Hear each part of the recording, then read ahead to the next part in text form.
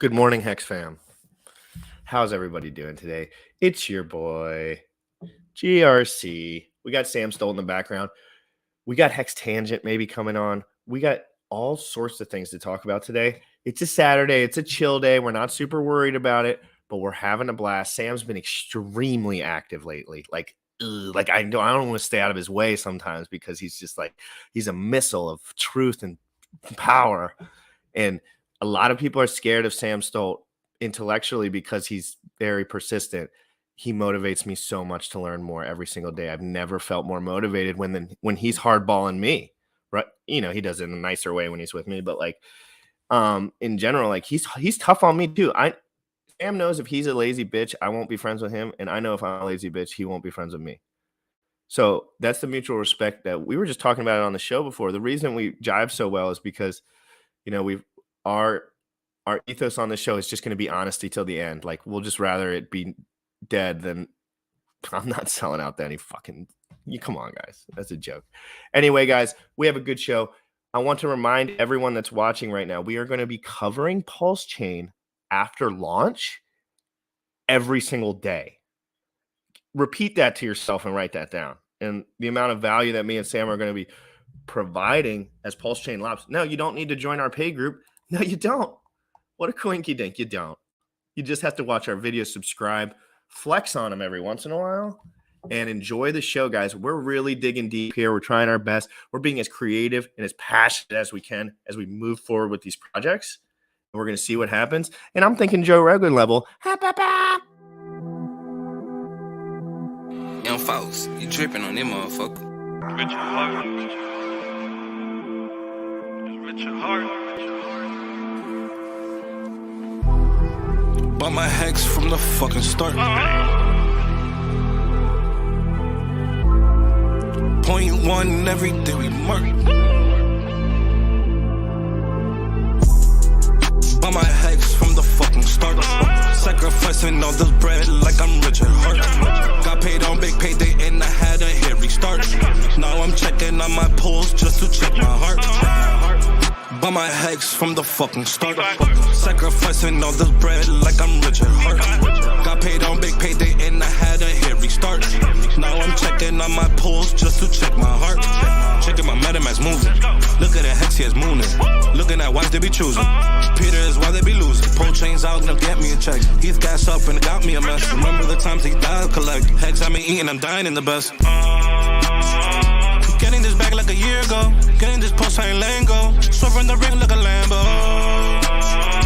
Getting this back like a year ago. Getting this post, I ain't letting go. Swerving the ring like a Lambo. Bought my hex from the fucking start. Sacrificing all this bread like I'm Richard Hart. Got paid on big payday and I had a hair restart. Now I'm checking on my pulse just to check my heart. Bought my hex from the fucking start. Sacrificing all this bread like I'm Richard Hart. Got paid on big payday and I had a hair restart. Now I'm checking on my pulse just to check my heart. Richard Hart. Richard Hart. Richard Hart. Richard Hart. What's up?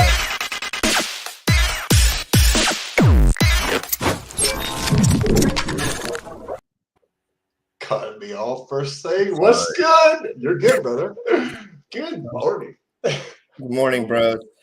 We both haven't worked out today yet. Do you take the weekends off? I take a lot of No. weekends off.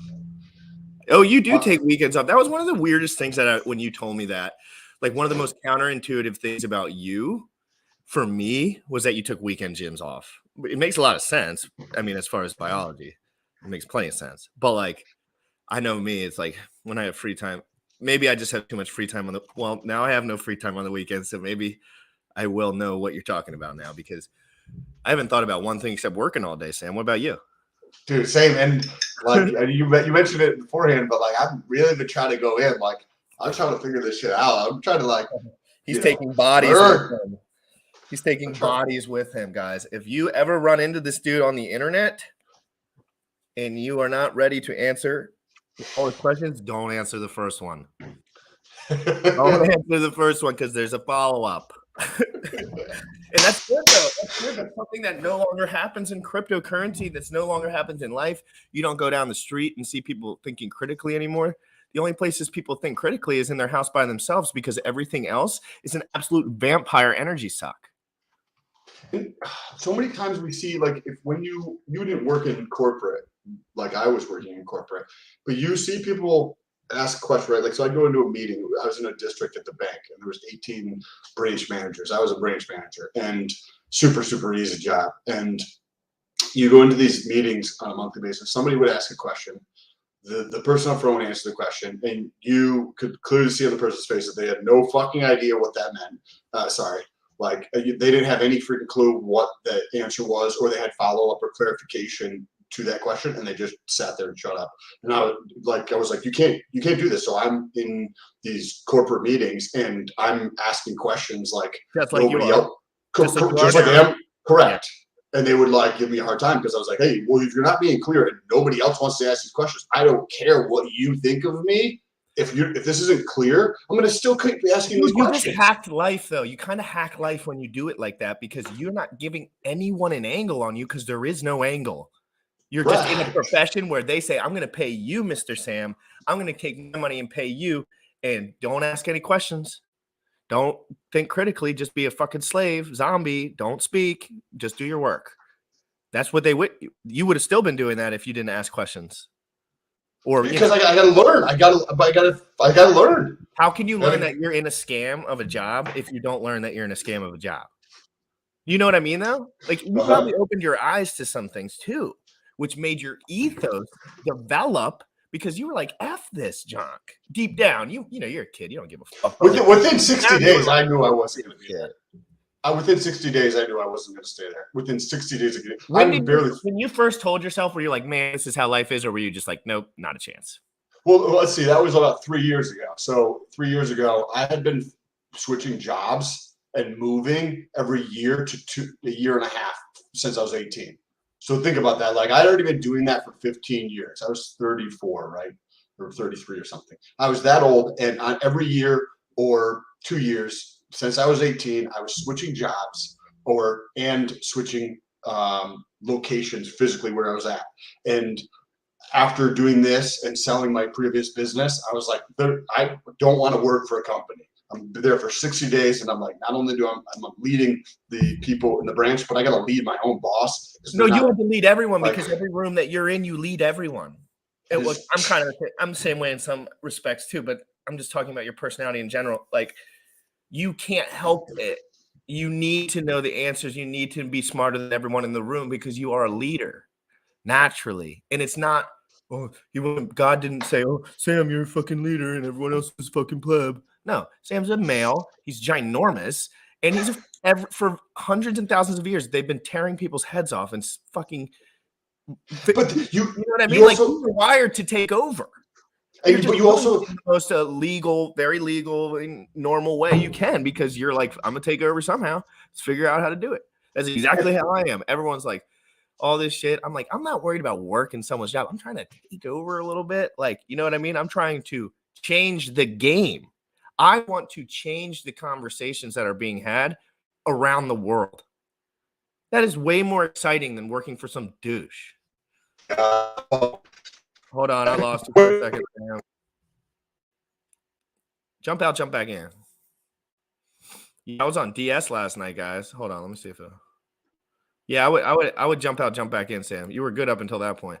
I have wound hands from pledging Hex to Maxi contract. Oh, Jesus, Lord have mercy. So do I. Oh God, A-Bit. Don't be FOMOing me right now, please. I gotta have the good show. A-Bit, dude, Sam, A-Bit is ripped. There he is. I saw a picture of A-Bit with his shirt off yesterday. He's ripped. He's like, I'm not Jack. He's like flexing in the mirror, like the mirror's breaking, and like yeah. I was like, dude, got abs. And he was like, bam. I was like, his delta. I was like, boom. Dude, I love checking out dudes' bodies. Can't lie to anyone.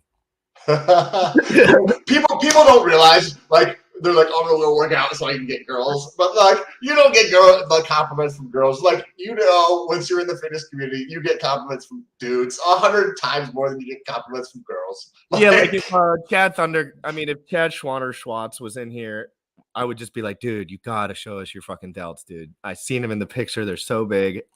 And then, like guys just fixate on it because it's like, oh, what is possible on another human?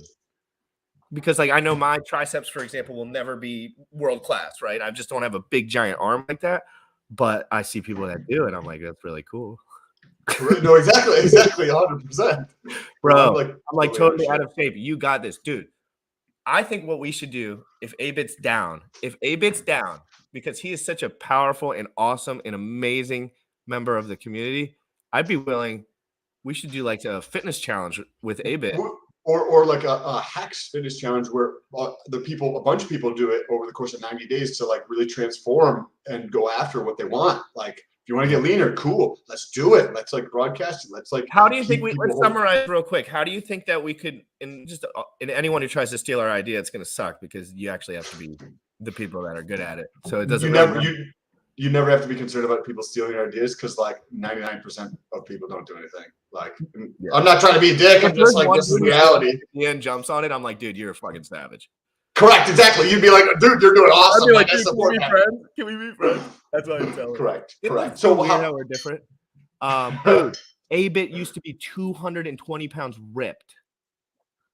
Wow. A-Bit, and I believe you because you wouldn't have said that because you're nowhere near 220 pounds now. You're probably 50 pounds off of that. So I can only imagine you with 50 pounds on your frame. Send pics. Now, dude, A-Bit, you have to show off that shit, bro. Show off that shit online. Show people what a savage you were. And you still are. Happy Easter. I think T-Rob might be my buddy. Oh, this is what we should do, Sam. I just figured it out. We should tell everyone to get the most attractive picture of their body that they have in their whole entire phone. Everything since they were in maybe 20 years old will be the cutoff. And we should say, let's see how close we can get back to this picture. Whatever that is to them. To them, right? It could just be cute and close. Some people could be, I need this six-pack. But some people be like, oh, I look so good in this, T-shirt and jeans. It was just amazing. I felt so good. Other people be like, oh, I want to see if I can bench 400 pounds again. Like, those are totally different goals. But the same thing is grab a picture of you that you respect and that you like. You know what? Let's do this fucking right now because I'm an action taker. I think we can use the hashtag on Twitter. You can post the picture there and then we can share it on here and help in any way to like move forward. I'm starting a thread, Sam. What should it be called? Hexagon? Oh, yes. Someone to talk to you while I work. Ted in the house. Guys, again, I have really good feelings right now inside of my body. So I'm a little excited. Fitness challenge accepted. Oh, dude, I love this. Dude, we're doing this live. I'm going to work on this live while you and Tangent rip up. So, guys, we're going to do a fitness challenge. You don't have to work out a certain amount of days. You don't have to do a certain workout. You don't have to eat anything. But if you want information on all that, obviously it'll be presented. But what you have to do is you have to pick the best picture of yourself and you have to post it on this thread I'm about to create. So I want you to post the best picture of yourself. You don't have to be not pretty and stuff. I'm talking like a nice body picture where you felt proud. Whatever is important to them. Whatever's important to you. And it doesn't matter if you're a dude. Come on, we're all different. I'm 5'8". Sam's 6'4". He could literally eat me. Literally, if he was like, Scott, we could be sitting in the room and he'd be like, Scott, I'm gonna eat you for dinner tonight. I'm gonna be like, all right, like unless I have a gun, there's nothing I could do but that's not the point. The point is genetics are genetics, guys. We're adults. We're humans. We're living on this experience. I don't care if you're 110 pounds. Bullish is a skinny guy. You think I would ever give a shit? I'm a fucking short little meatball. And I don't leave my house. Like, there's no judgment here, guys. There's none. Sam is not, no matter what you guys think about Sam, he's not some celebrity fucking, like, they from an outside perspective, it probably looks like you're trying to be some celebrity who has attention for validation because you're very intense and you have all this. But no, this is how Sam is every day, every single day. He's been like this for years. So when people come me sideways about Sam at all, I'm kind of sideways at them. I'm like, you're sideways, boy, because you don't know which way is up. You don't know what a real person looks like. You don't know what someone who's been through hell and back 5 times over and helped people along the way with a smile on his face. You know what I mean? Like All that's the the time. people that I like to hang out with. Tangent probably can't relate because he's a pleb. Just kidding. Tangent's a fucking god. Tangent's a literal god, and he's literally going to be debating RH at some point, and he's literally freaking called the next What? bull, absolute bull runner. You're gonna.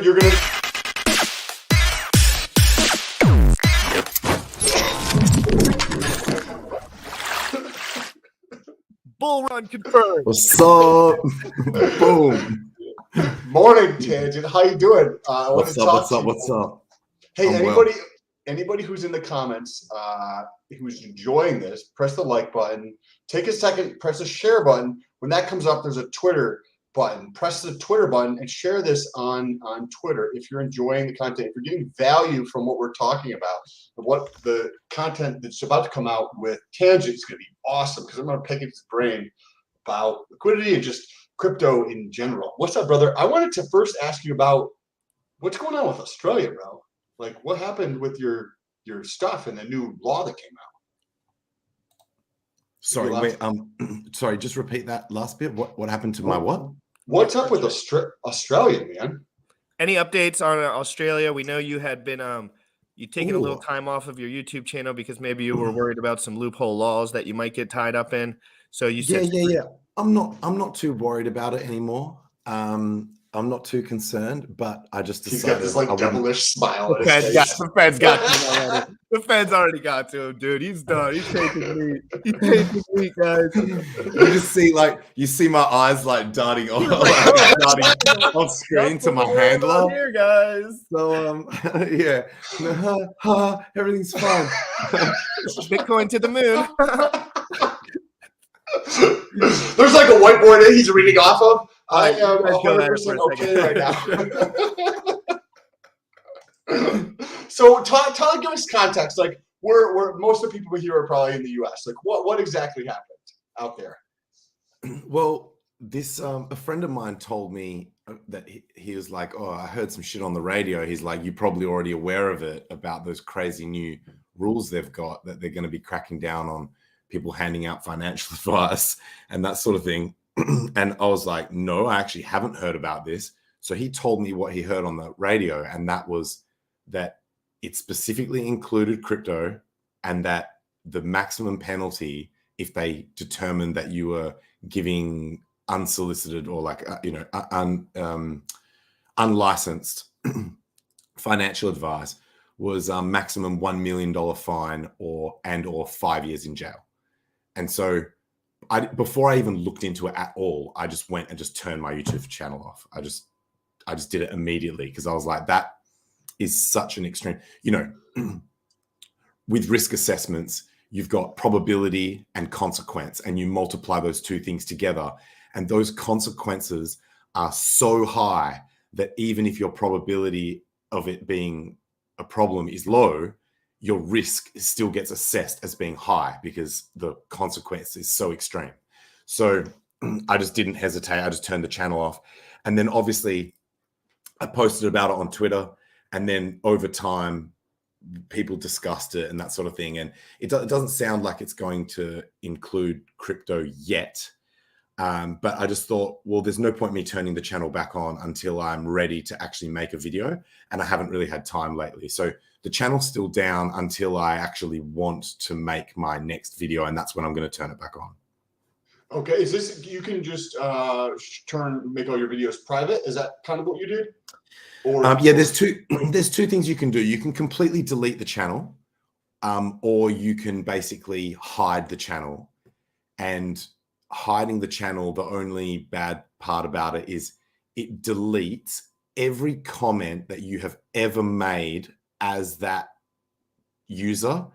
And it also deletes every comment, like every reply that you have made to anyone else's comment. So when I turn my channel back on, the videos will still be there and everyone else's comments will be there. But any replies that I've ever made to anyone's comments, any comments that I've ever made on my own videos or on other people's videos, all gone, all permanently deleted. But that was a price I was willing to pay. I think it's a pretty dumb way for them to do it, but I'm not sure why. Because I didn't think about that. We think about like crypto as like resistant, so to speak, from censorship in a way, but when you do dumb shit like that, and yeah, there's also like idiots out there that are really trying to scam people, but taking that approach and really trying to make it so that it's much more challenging to educate people is like such a foolish I don't know. What are your thoughts on that? Because you think about like stopping crypto, slowing crypto down, when we always go to the other route of like, you know, Coinbase, and trying to make it like illegal to mine in a country and that kind of thing.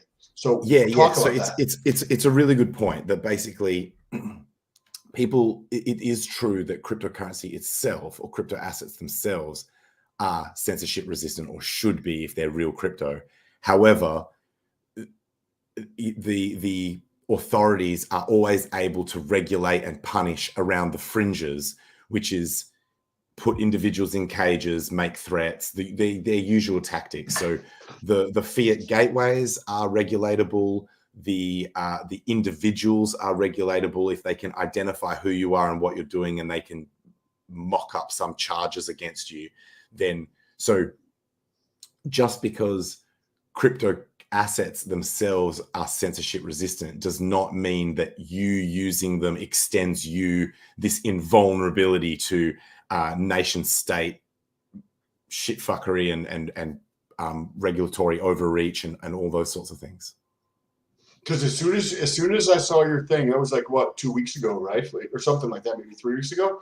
I was like, okay, in every video, I'm going to be like, hey, don't do any of the fucking shit I tell you I'm talking about in these videos. This is for entertainment and educational purposes.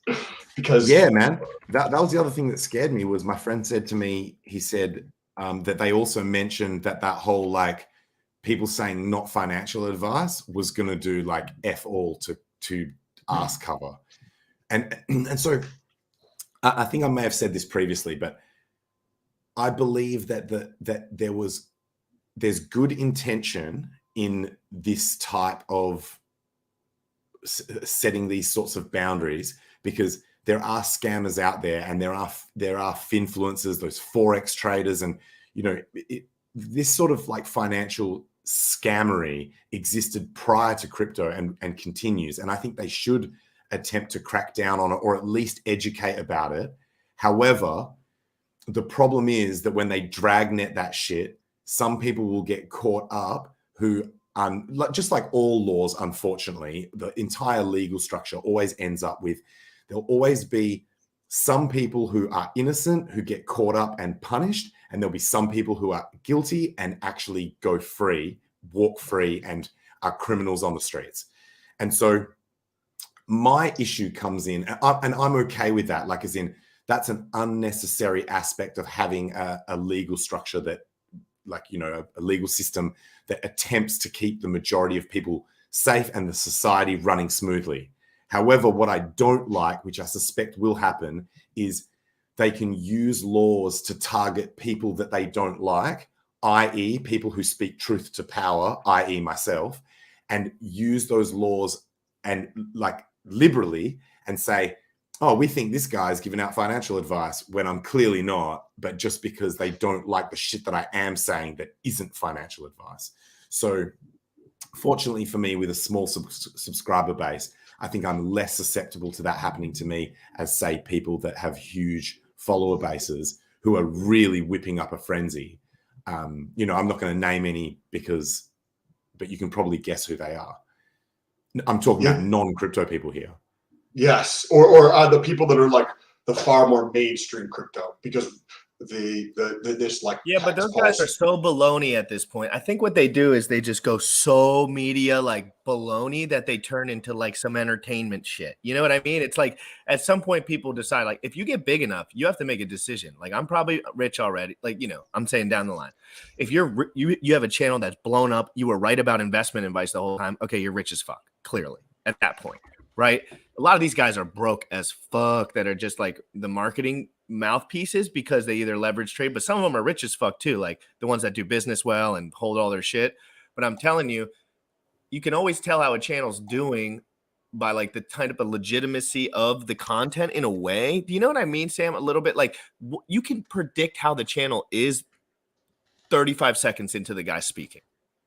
Right. But that's why I was like, let's talk to Tangent, because we spoke about this before we came on here, right? Like when you talk to certain people, you can kind of like tell that like maybe they're trying to do a good thing, or they say they're trying to do a good thing, but there's not necessarily a tremendous amount of.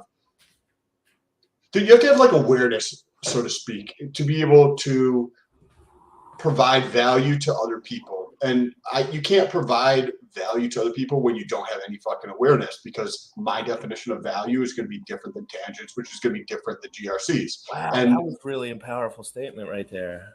And Tangent, there's a level of awareness with Tangent that allows him to articulate things in a way that is really, I enjoy that. And when you go to other channels, sometimes, right? I appreciate it, dude. Like that's why I was like, hey man, don't get me started about other channels. I can't. Yeah, no. Okay. On a like, this is very heady, but then I want to talk to you about LPs. So laws. I was having this discussion the other night. Do you think there should be laws, or do you think there's a way to structure society in such a way where you don't need laws because there's such a degree of transparency? I don't know. And I just like a theoretical question. I don't know if there's a right or wrong, and you obviously can't go from where we're at to no laws. It would be a progression over time, but like, it is an interesting question. Like if you think about laws in who they impact, like you were just talking about the net that's catching good people, but it's also catching bad people, right? In the kind of idea to try to catch bad people, but you also have things using legislation to target people, like what they did here in the United States with Trump, right? They're trying to use legislation to target an individual. That's not how it's supposed to be. That's not exactly legal in how I see the world, right? So you were like, well, is there a better way to go about doing this? Is there a way to kind of get rid of laws if it's a progressive step over time? Because you think about the last 200 years, and same thing over there probably, we don't have anything that sunsets these rules. So you just stack shit upon shit upon shit upon shit. And good intentions to begin with. And then over time, you just have this bureaucratic labyrinth of garbage that sits there and makes to do anything like very, very challenging. So I don't know. What are your thoughts on it? Do you think there's a utopian world where we can get to that place where transparency is so high that you can get rid of laws? No. So a few years, like, so it coincident with my crypto journey, I went full anarchist for a period, believing that you could have basically, rules without rulers agreed upon, so that you don't have, it's just basically non-aggression principle, property rights, and everything else just gets fucked off. But I think the more I thought about it, and I haven't spoken to any of the real big name anarchists to answer some of these queries for me, but there are things like, say someone starting a business where they they'll collect your toxic waste, but then they'll just go and dump it in a river or something like that. How do you handle that in an anarchist society without it being that when someone finds out that they're doing it, that they go and like physically harm them? Which I think, a lot of anarchists will say stuff like, sometimes anarchy gets a little bit messy, which means when Coca-Cola comes to town and starts draining all the water supply that the villagers need for them to make the Coca-Cola, eventually the villagers just rise up and go and burn down the Coca-Cola plant. Like, we can't be having that shit, right? Like, and also it's not sustainable, because it'll just keep happening with different companies and different scammers. Like, you can't kill all the scammers; they just keep coming up. So I was getting scammed the same way in RuneScape in 2001 that you are getting scammed today in blockchain technology. Yep. It's the exact same verbiage, the same everything, down to the other than they say, instead of crypto, you give me whatever the currency in the video game would be at that moment. I played RuneScape. I remember my mom gave me like $20. She said I could be a member. I was like 12. I was like, oh my God, I'm gonna be a member. And so I'm going in, and the first thing first, this dude's like, dude, you send me 10K, I'll send you 20K. I said, dude, that's okay. That's not so much. That sounds great. And it was just to literally send it back. And again, I'm like 11 at this fucking point, you know. And I sent the dude all my shit. You know, they keep adding on to the pile. They keep saying, but they keep sending you more back. So you're like, dude, this is legit. When you're a little kid, you're like, fuck yeah. And then at some point, they just turn their computer off when they get their last bag. Ivan on Tech has a similar story about how he got hacked on RuneScape, and that meant that he didn't get hacked didn't get scammed. Sorry, when he started doing crypto, because he'd learned that lesson as a kid. Someone had said, the security on your account has been compromised. Just give us your password and we'll like log in and that's happening. Make sure the security is legit on your account. And as a kid, he was like, oh yeah, I want my shit to be secure. Gave this person his password, boom, took everything. Because Sam, they play off emotional ignorance only. That's it. That is their only play. Sam, that's their only play. So they go to a whole pile of people. They look for 3 people that don't have enough information yet to understand what a scam is in that ecosystem, or even what ecosystem they're in. Do you understand what I mean? And it's particularly distasteful because they're doing it to kids. They're doing it to kids who don't have, who are more easily scammed because they haven't learned that the world's a dangerous place. Well, the kids and not necessarily kid. When you say kids, you probably don't necessarily mean in age, just kids in terms of the maturity level of understanding. Because you can be 60 years old and get fucking ripped off because you're just ignorant, right? Or not ignorant as in like it's a bad thing. You're How naive. easy could we rip off people for a living, guys? Guys, it's tangent. If we all move to my house right now, we said we're starting a new business, Square Zero.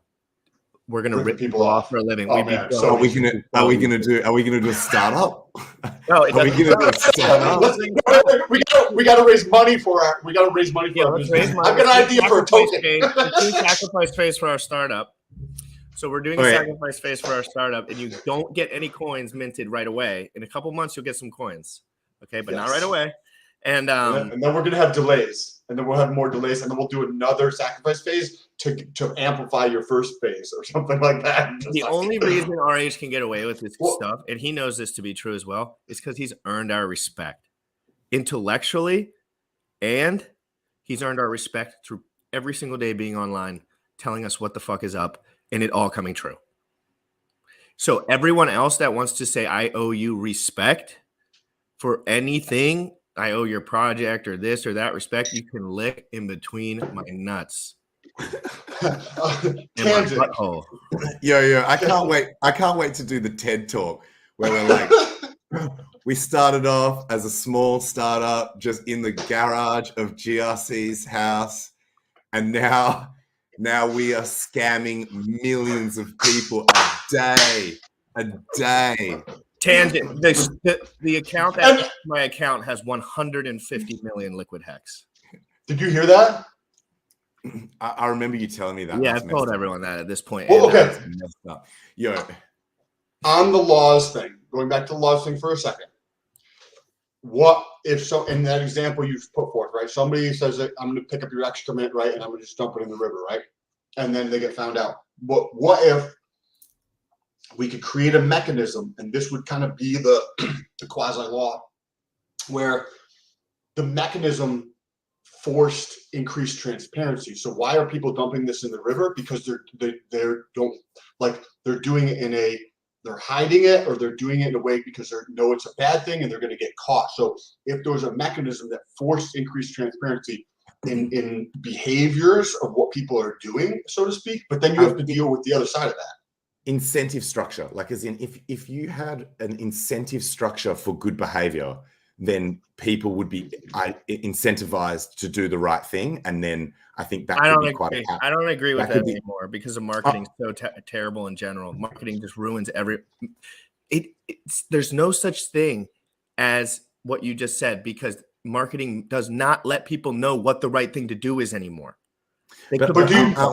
Aren't we sort of theoretically starting a new society sort of thing? Yeah, like cool. as with RH and the whole dude, I would love if we lived near each other, bro. Dude, that would be sick, bro. Dude, I'm telling you, bro. In the future, we could live near each other, dude. Wait, I just had another idea for our startup. we used the Richard Hart line of, we knew these fools were going to lose their money anyway, so we just Decided to help them. We took their money Instate it from scamming. So we do what the American government does. We actually call the startup the anti-scam trust or something like that. We call it the opposite of what it really is, and then we just go and flat out scam everyone, take their real money. quick. Cool. I have to do a call out real quick for my boy Bob. Dude, this dude is like, this dude started a Telegram for me for no reason. I didn't even know him. He didn't know me, but he's like, hey, I want to help the community. So I want to make a Telegram because you're a streamer. Literally had 100 subs. And they was just like, I want to make a Telegram for you. And I was like, dude, that's so awesome. Anyway, blah, blah, blah. Next thing, I meet him for the first time last night on camera on FN Hangout. So Bob Lagai is fucking awesome, dude. Honest, dude. You could tell it. When he says information, it's detailed. Very detailed and long. It's long form. Every answer he gives is like 3 paragraphs long with detail. It's incredible what this guy's bringing to the table. He sounds like he's been around forever. I don't know his whole story. Everyone knows him. And that is not him in the picture. Can confirm he has no mullet. And but no, Bob, thank you so much for the $20. Got to go for now, but I'm interested in Tangent's thoughts on Hex liquidity, fan fiction. I pinned on my Twitter. Let's go to it. So we'll go and look up what he's talking about and have a comment. Yeah. By the way, before we go too much further, I just want to be real clear with everyone. We are effing joking. Like we would scamming is never okay. Scamming is never okay. There's no justification. What? Unless you're 555ing the scam money No. Hey, listen before you go on. You guys think I'll scam everyone, redistribute it into a 555, mint the hedron, and then redistribute it to the people I scammed from in the future in order to change the world, because they'll be blessed with so much money and they'll have no idea it's coming that they'll all trickle down and help everyone. It's an interesting. I mean, like, there's so many ways you could twist that, right? Like, we're trying to create a safer society by realizing how many people we can rip off, so that people increase their security. Like like that's in a TED talk, right? Like there would be so many ways. Hey, that guy who ripped me off, I promise you, dude, I've been on roids ever since, dude. Ever since you ripped me off, I have not slept, brother.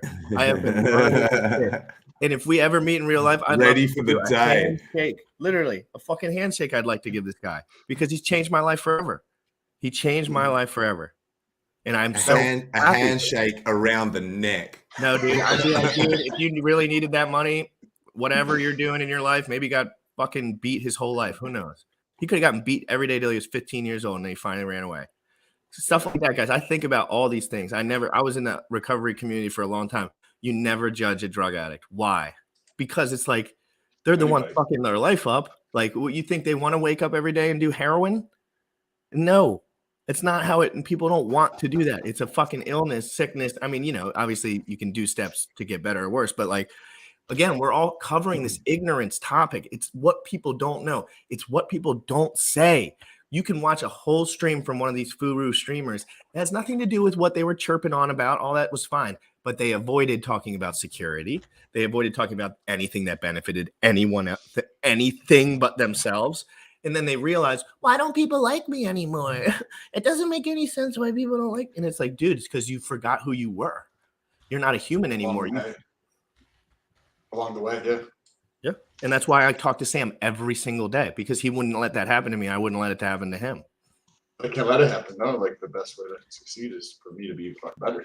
And that way I can help. But someone gives you $10 million and maybe you have a silly idea. I'm like, Sam, maybe you should think about this for the day or something, like just as a good friend, rather than you're like, oh, I'm going to start this other company right away. And I'm like, whoa, like having a good friend is just having another open-minded ear. I want nothing for Sam but glory. Nothing happens to me if Sam fails.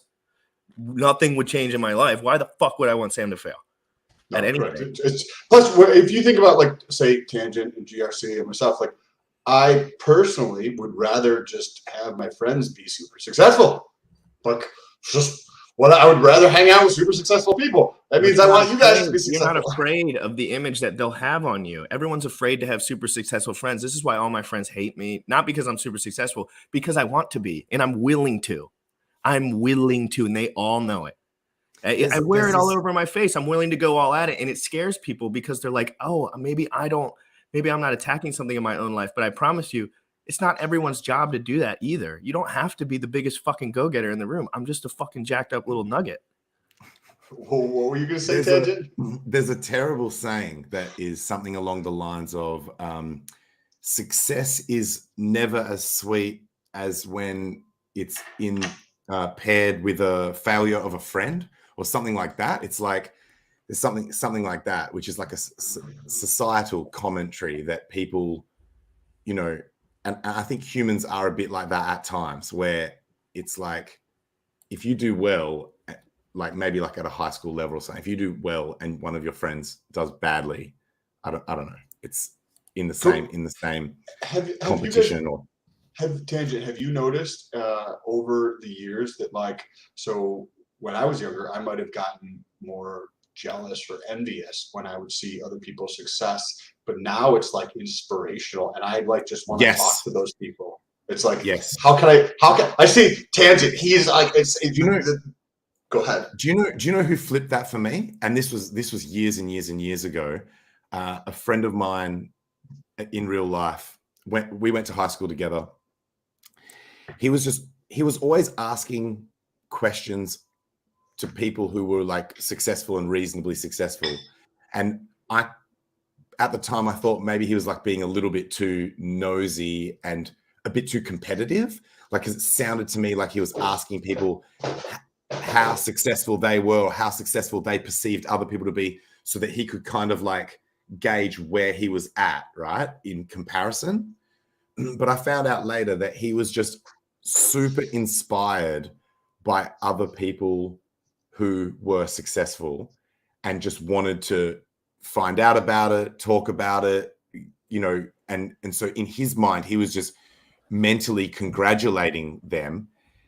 And when he explained all that to me, because we had a chat about it, I was like, that is the correct attitude. Because the people who I see who like hate on Elon Musk and shit like that, they're doing absolutely fuck all with their lives. They're doing absolutely nothing. And they shit on Elon Musk, being like, he's not that great. His car company relies on green credits and and it's just like, bro, what the fuck have you done? Like, have you gone launching rockets that land themselves? Shut the fuck up. One night I heard this guy was like, oh, well, he hires like all these engineers and they're the ones that actually do the calculations for the rockets. I'm like, bro, that's called owning a. Dude, I would have put. It's called a company where you hire people and leverage. Dude, if I was with you, I would have fucking totally jacked that dude right across his face. There was people in my gym talking. I always tell this story. There's people in my gym talking in the corner about how there's only 2 real cryptocurrencies and like there's nothing else. Like they had no idea what they were talking about, but they were like telling people as if they knew exactly what they were talking about. So I walked the fuck right over there and I said, these 2 fucking fools, and I knew they worked in finance. And no, literally, I was just benching on the other side of the thing. And I said, these 2 fucking fools are going to sit here and act like they know something. They know absolutely nothing about what they're talking about, and their profession is a joke. And I literally said that because what they were saying was so ignorant. It was literally so ignorant. Like, it wasn't like a half truth. It was just like as broadly bullshit as you could ever imagine. And if they would have said something half true, I wouldn't have come over. I'm going to call out the super chat real quick. Davis. Real quick, there's people talking in the comments. A lot of self-help love in the comments. My God, I can't even read these fast enough. I'm going to go up to Kyler's too because his was very interesting. Had a bad childhood, was hooked on Oxycontin over 700. Jesus, Lord have mercy. 700 milligrams per day from 2011. And guess what? They were giving that to you because back then they were fucking letting those go 90 a fucking month. Been clean since November 2011. Now I'm 33. I own 7 semi-trucks. Also have a massive stake in PulseX. Dude, you are absolutely 100% crushing the game. And like what we're all talking about, it's about having perspective. The only thing that Tangent learned about those people when they were talking is that they were retarded. Like, that's the only thing. Like, he wasn't sitting there like, let me hear your point. He was just like, oh, I realize you know nothing about life. It's like they're allergic to success, man. Like, they're shit talking on someone who's clearly succeeded at shit. You know, you don't get to be the richest man in the world without like doing some shit. It's like when Right. people tell me to put my shirt on. It's like when people tell me to put my shirt on in a picture and my name is Jim Rat. I'm like, why? Says it on the tin, bro. Says it on the tin. Okay, so real quick, There's so many people that are broken like that way, though, right? How do we wake up more? they watch this show. people? It's going to be the biggest show in the history of crypto and self-help, dude. Ever. Literally ever. Through this show. No, Through the yeah, show. that's what I'm saying. This is my only. I tried to do it on feet. It doesn't work, Sam. It Way doesn't. easier. It doesn't On work. here. I just need to talk. I have spent my whole life dedicated to self-help and learning for the best that I can. I didn't really know that until like in hindsight, really, but like that's just been my life and how it's kind of gone. But anyway, Kyler Kaufman, yes, sir. When I sacrificed everything and became homeless a couple years ago, people said I was crazy, but it was what I had to do. My career is going now. Pretty sure he's an actor in Hollywood. If I'm not mistaken, I don't know much about you, Kyler, but all your comments in here, your spirit, your vibes, top tier. And I hope you're fucking crushing it. It sounds like you do. Everyone says it sounds like you're a actor of some sort. I'd love to see some of your work. That's dope. And guys, real quick, last thing I'm going to say before I let these guys go down a little longer. I just did the first 10 people to send me a picture on this tweet. Listen, I know it's a hard sell. I'm not trying to really sell everyone. I'm not trying to sell everyone on sending me a shirtless picture. I want people to do this that actually want to change their bodies. So you don't have to do it. But send me the best picture to this Twitter tweet. Post it. The first 10 people join the Telegram that I'm attached to it, and we're going to help you work on it as we go. Do you want to do a separate group for that Telegram? Yep. So Yep. it's We're going to just- do and we can make it private, and just the people who do this. So just the first 10 people that post a picture on that thread. So the first 10 people that post a picture on that thread, we will give you access to us on a text basis. And as we go through our daily fitness regimens, we will give you any tips. To us, it's just like the back of our hand. So it's not sweat off our back, just saying what's up and telling people what's good. It's very easy for people that have been in the gym for 10 years to figure out what other people are doing wrong, because generally it's everything. So you can well, no, generally it's everything. Literally, someone will tell me their workout routine, like, and I'm just like, it's great. It'll keep you calories burned, but like as far as progress, but again, a lot of people don't want progress. People want to look lean long term, and that's fine too. Speaking of tweets, did we ever go and grab that tweet that we were meant From to read Bob. and look at Oh, let me see if I can find that right now. from the super chat? Bob Lagai. Did he say it was pinned on his thing? It's his pinned. Okay, hold on. I'll share it right now. Good reminder. I need to double my Adderall dose. You hear that, Doc? Okay, I just shared it. I'm kidding. By the way, Mom and Dad, I'm not taking any Adderall. Yo, the photos so far on your thread have been jokes. Dude, I just posted it, bro. There's two already. Don't come at my thread until it's absolutely ready. You're coming at my thread way too early, brother. Oh, this thread?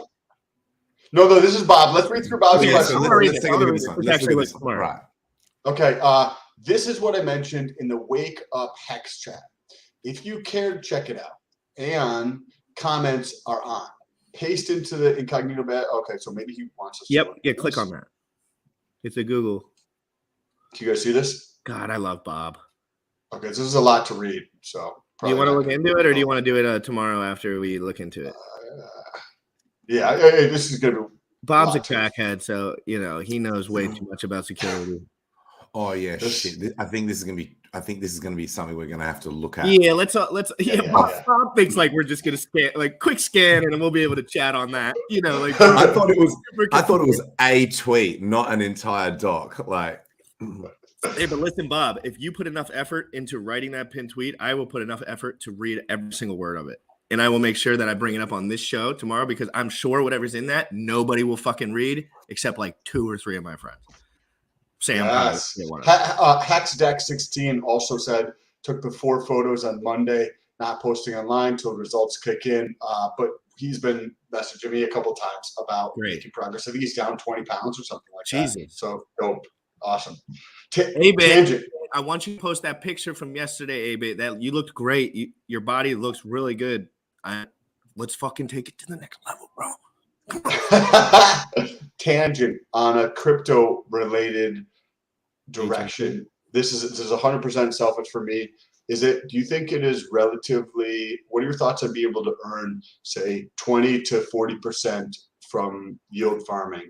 Or is there another way to earn a 20 to 40% yield on money? Did I tell you about that website CoinDix? CoinDix. So it's CoinDix.io, I believe. Oh, actually, maybe it's .com. One sec. Let me just find it. Yeah, it's CoinDix.com. So CoinDix.com. Okay. And so, and then basically you can go to that is basically a site that basically gives you all the different things that you can try and yield farm, and you can filter them by what chain, you can rank them by the APY, like you can go for ones which are stable coins and stable coin pairs, so that you don't have those risks, or like you mitigate the risk of impermanent loss, things like that. And you can basically go through there. And the only warning is some of the APYs look super, super high on things which are brand new. If it's a new, so if the incentive has only just started and not a lot of people have hopped onto it and brought the APY down, the APYs can look insane, but they're going to drop quickly over the next sort of couple of days. So other than that, it's and then keeping in mind that these APYs fluctuate from day to day. So, well, some don't, most do. So if somebody was like, "Hey, I want to build out a portfolio of this to create $500 a month or $600 a month or whatever amount they want to generate to live on," just hypothetically, right? Would you do something where you're putting some into something that's maybe like a lower end in terms of returns, earning 8, 10, 12%, so 50% of them? Like, these are hypotheticals, obviously, but I'm curious. I would only deliberately chase lower yield if there was some other perceived benefit, like it being that there's a decreased risk stack or some lower risk in some part of the stack, or that it's something that you're more comfortable with in terms of like the protocol or the chain that it's on. Otherwise, you would just, if all things being equal, you would just chase the highest yield. Do you do that with your whole bag? And the variability of that yield might be another factor. Like you want something which you think is going to be where the yield percentage is going to stay consistent, whereas other things might fluctuate around. The other thing is that I'll mention is there are some tokens that you can buy that claim that they basically do this sort of shit behind the scenes, and whether that actually happens or not. Oh, very interesting. You know what I mean? Like, so is there a coin in every way that kind of does that? Like any real product, is there one that just says that I do it behind the scenes, just invest in us and like invest? Yeah, I mean, some of them can prove it, right? I think some of them are transparent enough that you can see what they're actually doing behind the scenes. So I think, YFI is probably the best historical example. That was an Andre. It's just YFI. It's the full name is Yearn Finance. And no, I've seen that's an Andre Cronje project, which was basically one of the first sort of automated yield aggregating protocols. But I think it's incredibly expensive now. I think a single token might be over $30,000. It was worth more per token than Bitcoin at one point in absolute terms. But you've got to remember that because the supply is so much smaller than the Bitcoin supply, its market cap didn't exceed that of Bitcoin's, but its per unit price did. And so it'll make your head spin when you look at all the different options that you've got, plus there's new options coming out every single day. So what if somebody's like, hey, so there's for 100%. I love a meme of us saying, check it out. Someone made a meme from us this morning. Let's check it out. I can't hear it, so tell me if it's funny. I love checking out dudes' bodies. Can't lie to anyone. I love checking out dudes. What did it say? What did it say? I couldn't hear it. But It was. I love checking out dudes' bodies, and then it's just got. It's got like two It's guys. got like a whistling sound in the background, like. I always say that too. I'm like, I love checking out dudes' bodies because every time I see a dude's body with the shirt off, I'm like, dude, progress, we got it. Or like, I'm like, dude, we gotta lean you out a little bit. Like, you know what I mean? I can only think about like next level, like, but that changed my life so dramatically. Like when I took my body to the next level, the way I interacted with the world and the way people interacted with me changed so much that it's almost like I love to be any kind of. I also took steroids. You mean on a technical level? Like you mean like you love checking out dudes' bodies on a technical level? Right? Yeah, like keep your trousers on, please. Yeah. So when I'm just trying to stay focused. I'm not going to even. Yeah. I'm sorry. You're good. You're good, dude. So your aim is to. You want sort of like a reasonably reliable yield, or you're just doing it sort of like as a thought experiment? I am going to refinance this house. It's gone up tremendously today. I'm going to take the majority of that and put it into hex stakes. But the increase in my monthly mortgage is going to be about $550. So if I peel off 10 or 20, can I generate $500 to $600 of cash flow from that through yields, so that pays my $500 or $600 additional mortgage increase, and I don't have to pay it at all? Does that make sense?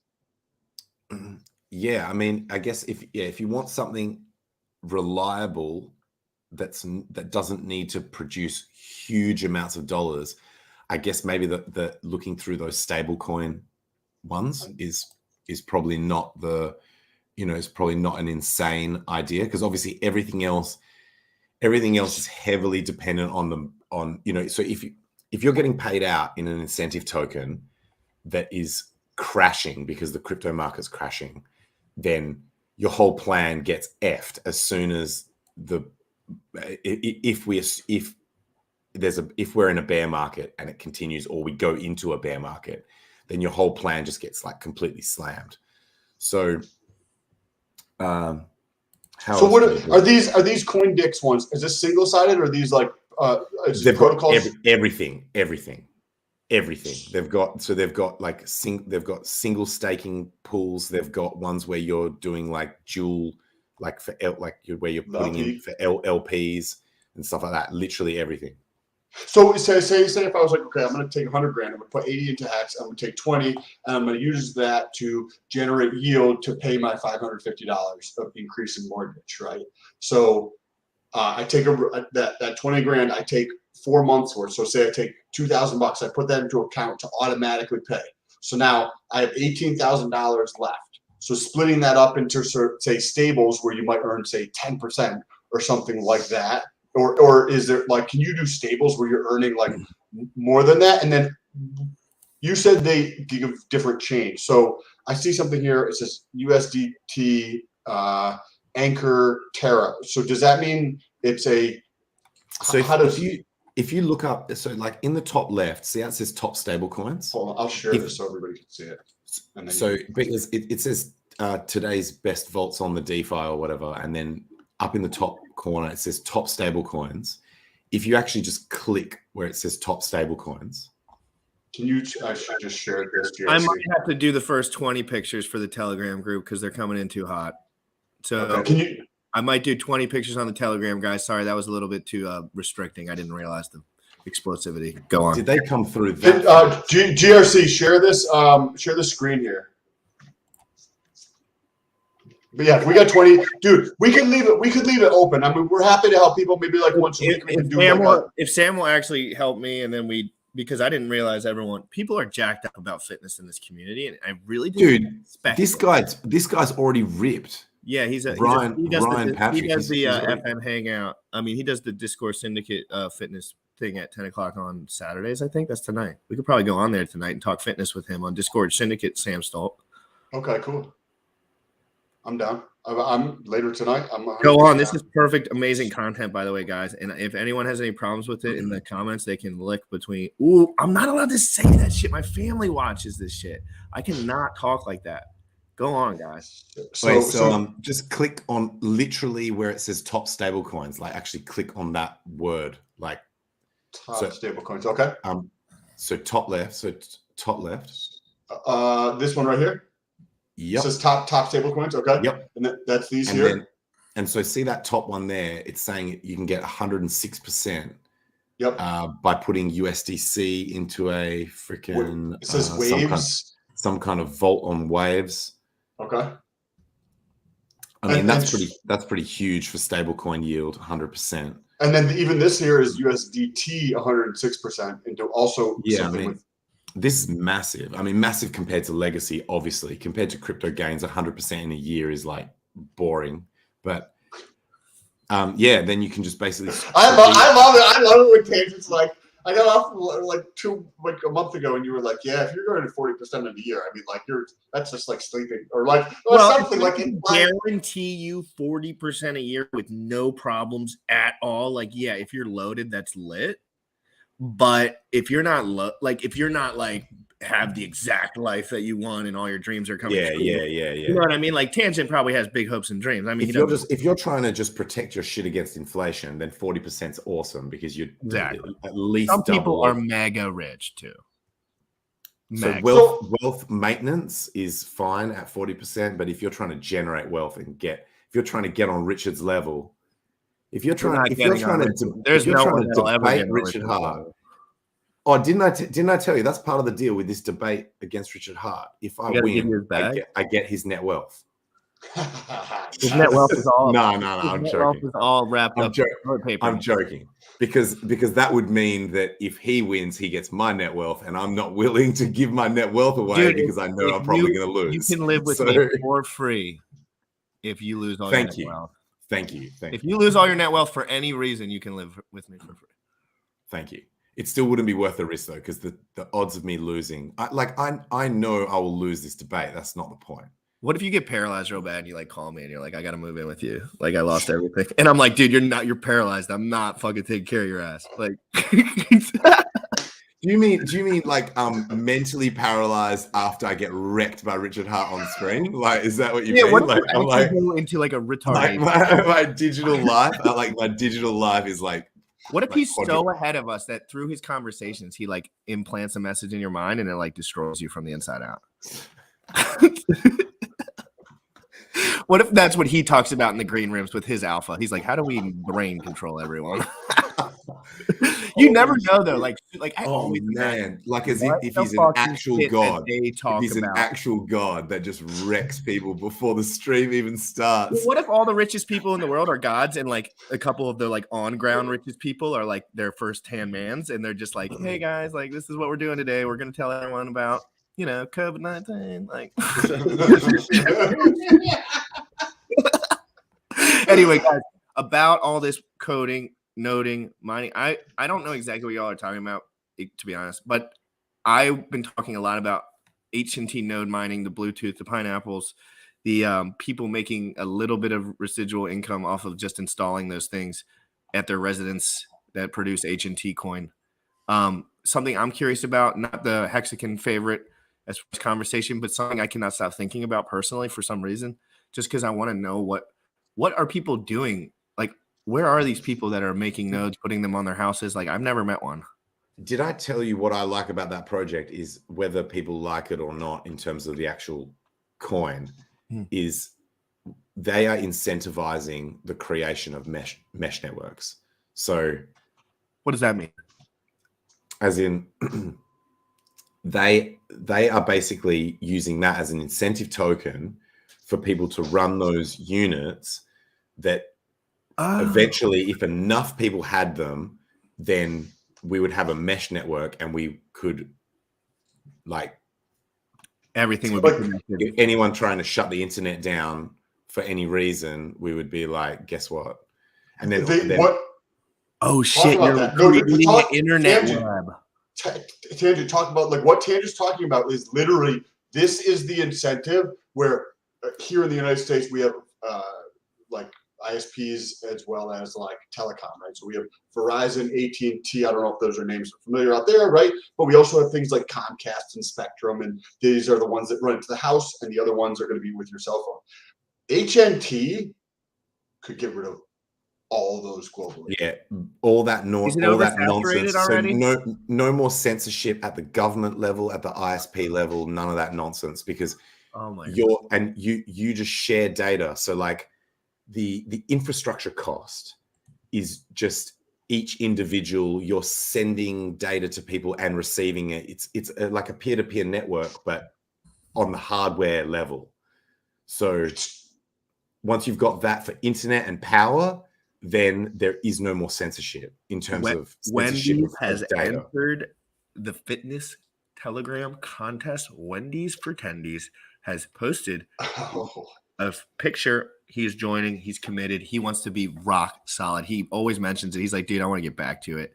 Like, you know, he's going through that heavy business. Anyway, I'm going to let you go on. Sorry when people are – I am trying to keep people a little updated on this because I am going to be working on this today. I thought Wendy's was anonymous though, like in terms of no, he's not at all. He doesn't like being on camera all day long, showing his face. But like, okay, he pops on every once in a while and just chills. Okay, cool. I'm seeing the pictures come in right now on the feed. That's dope. Yeah, this will be fun. Richard, if you're watching, Richard, this is I know that's the fucking last thing you think. Anyone want to talk about your weight or whatever? I know you don't give a fuck. I know you're rich as fuck. I know your dick's big as fuck. But I'm telling you, bro. Excess body fat will kill you long term. And it's not, dude, I could give a fuck if you were fat. Who gives a fuck if someone's fat? Really, at the end of the day, you look better when you're not fat. But besides that, your arteries will not clog. And I'm sure hopefully he's not one of those guys that's scared to go to the doctor. And he might be, he might not be. He might be very proactive. But I'm telling you guys, heart health is 100% preventable. If you look at it, if you change your diet, if you're active, you can change everything. And doctors can tell you very quickly if there is a major issue. And if you get coronary artery calcium, isn't there some special type of fat that forms around your fucking organs or something? Like, well, it's not special. It's the type of fat that visceral. That's it. Visceral fat. Is that the deal? Is that the dangerous shit? Well, you know those guys that are ripped, but their stomachs have a bit of a kind of callus fat, kind of like their arms and chest are still kind of ripped. You ever met those guys? They drink too much beer, kind of like their belly's big, but they're not necessarily like fat. That visceral scar tissue fat on your organs, everything right there from the liver. And this is more just from what I've noticed over the years, not like any technical terminology, but people that drink and really don't take care of their micronutrients get this hard shell of a stomach. And it's not muscle. It's literally scar tissue and fat around your organs. Man. So guys, I'm telling you, and I've seen those videos. Did you see the Richard Hart deadlifting, Sam? I did. He's pretty explosive. Yeah, they was putting in the work, it looked like. That was good. So good. Yeah. No, so just remember, guys, all the workout stuff aside with the lifting the weights and the muscles, it's not as important as your cardiovascular health. I'm sorry. If you're gonna just like bottom line it and you're just like, that's not a part of my life, please fucking do cardio every day. Please. And you don't have when you say cardio, it doesn't 45 minutes fast walking. But you don't have to run. You don't have to do anything. You don't want just do something that's active. You can clean your house for 45 minutes. You can go fucking rake leaves. It doesn't matter when it's just do something active on a regular basis, multiple times a week, because it's so important for your health, like your cardiovascular health, and your heart, all of that. And I'm sorry if I'm scaring people and they want to turn off the shit because I know that's something people don't like to think about. But guess what, baby? I'm on every day. So, so this is check out. Remember how when we were looking at we were looking at Hex, and we were looking at the number of new stakes over the last 3 weeks. There was around 10,000 new stakes over the last 3 weeks. Look at this. So it's hard. Holy shit! Yeah, right. Astonishing, dude. 81,000 for anybody who's watching. 81,000 new nodes are added in the last 30 days to HNT. This is the biggest network in the world right now in terms of nodes. Holy fucking shit. I remember Ian Bellina talking about this when it was like very, very, very new. And I was keen, but I just knew, I was like, this is cool in terms of but let me just go back to what I was saying before. Because this token gets handed out to everyone that runs a node, price performance is likely to be shit. But so I wouldn't look at it as a thing to invest in. But I mean, damn. Can you go and show me Australia? Can you show me Australia to see if people have been firing up? Yeah. Of course. Let's go. Where is Australia? Because that's I'm just being slack. Last thing. Oh my god! There's people in Perth now that have got it. Holy shit! I don't know where Perth is or whatever, but like Sydney is down here, right? West Coast, the very furthest. That's over here. Okay. That's where the supercars are, down in Perth. Other side of the other side. West Coast. All the way to the west. All the way to the other side. So look at that. Right, where even up there in the middle of nowhere. No. Where that hotspot is, that's it. Is that's Perth? That's got to be bullshit. No, it's not. Dude, no. You can zoom in all the way to the specific node. That has to be bullshit. No, you can zoom in all the way to the specific node. You can zoom in all the way. You can. I can go into this specific spot in this neighborhood and tells you click on this one. If there are more than like 5 people running a node in Perth, I'll be shocked. That has got to be bullshit. Stale burlap box, and you can click on this person, and then it tells you they synced up 3 weeks ago. I think it said. Holy fucking what? It's growing so quick. It's growing so quick, dude. Sam, can I move in with you like this week? Dude, yeah. Dude, if I dive down there with all my shields and my computer, can I fucking just bring from your house? There aren't this many people in Perth that even know about crypto. What the fuck is going on? This is remember when we were looking at the very, very macro view. I don't know if I can get back to it. 81,000 new nodes. Hex over the last 21 days added 10,000 in a 21-day period versus 81,000 in a 30-day period. Well, this is like is it still right? Have you guys looked into? Did you say you could run one of these things on like a Raspberry Pi or some shit, or did you say pineapple? You can have these little things, and you just put them. You need a Raspberry Pi. No, pineapple something. Does it still? No, there's another thing. It's a separate thing that you can run a little Bluetooth like node off of. Back when Shalina used to talk about these things, it was custom only. Like you had to buy it from them. Like, sorry, you didn't have to, but this is good. But it was somewhat open source. You could kind of like run your own or some shit like that, but no one did. Like, as in, everyone was just buying them off the. Man, and they were sold out. They still are sold out. There's a company that I like get their emails from, waiting for them to come out with the miner because different companies have them. I applaud their shit. You can run it out of your apartment. Okay, so we're gonna fuck up the telcos, the ISPs, and government. World. Yes. The triple threat. The triple threat. Okay, so this them down. Fuck it. This is perfect. Tomorrow, I have a buddy that is supposed to come on 3 p.m. EST, and he does this, and he has it at multiple different locations, and he's been mining HNT, and he told me. I haven't checked my phone, so tomorrow, which is Sunday, 3 p.m. EST, he's supposed to be coming on, and I'm going to dive into like him and like understand what he's doing, how it all works, how much he's earning, all of the details around that. So if you guys want to like catch that when that comes out, Can I mediate that conversation so that I can pull the chat up and shit? Since we're fucking best friends and partners, and I want nothing else other than to make your life easier and more successful, and myself more successful too. Because when I'm with Sam, my success grows 2x, his success grows 2x. When you add people to the bunch that have other skills, I've done things my whole life Sam has never done. You know, Sam had a different schooling experience than me. I went through every social nuance as a youngster that you could possibly go through. Like as far as sex, drugs, everything. And that's as far as what I learned from Sam. His child life was not similar to that. So our perspectives are different. Yo, can I retract something that I said before? You know how I was like, as an investment, pretty shit because they're just handing out this token to everyone running those hotspots.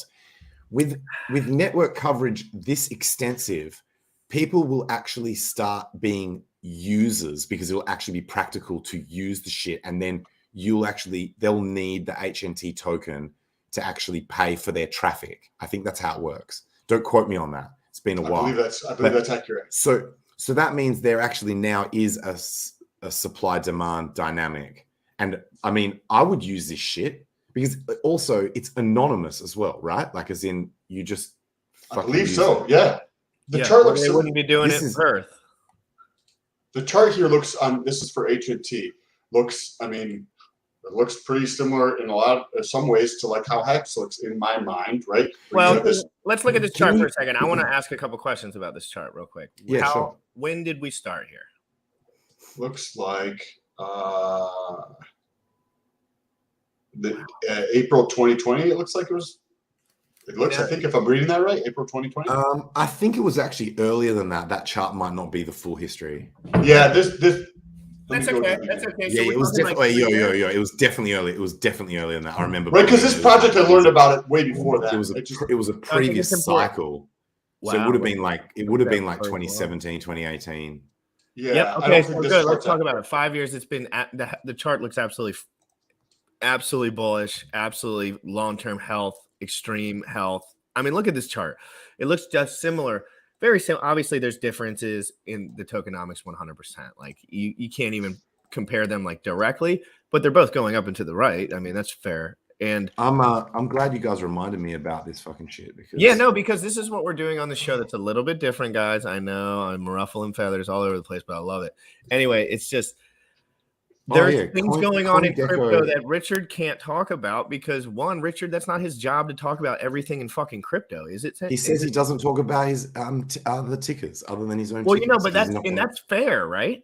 That's fair. That's fair. That's so fair. I was just agreeing with you. Like, and I think that's so fair to me. If he were to like think that it was odd for us to be doing this on stream, I would think he was odd personally, because I mean he knows how much this has a good mission statement. It's fucking censorship resistant, and this is separate from everything RH does. Really, do you guys want to know how fucking powerful I feel when I think about the fact that I cannot be turned off financially anymore? Like, please, no one can turn me the fuck off financially. Imagine if you had that coupled with financially, internet, and power. You're a god. Like you're not held to. Dude, this is why Richard's making the fucking civilization, because we're gonna have to fucking put ourselves in a situation where we could probably.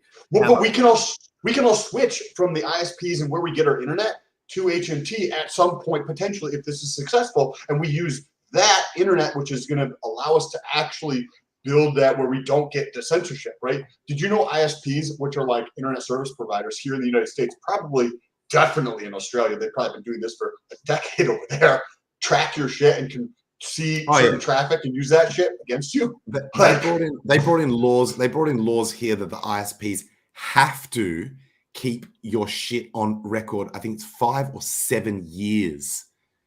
So the day they brought in that law, that was when I immediately bought a VPN. I was like, fuck that noise. Like, I've never had a VPN. I'm gonna say it on this. Bro, get a fucking VPN immediately. What can talk to me about end the stream, and that's it, and just like fucking end the stream. Go and get Proton VPN immediately. I paid for it. I just haven't done it yet. What do you? You Tangent, can you talk to us?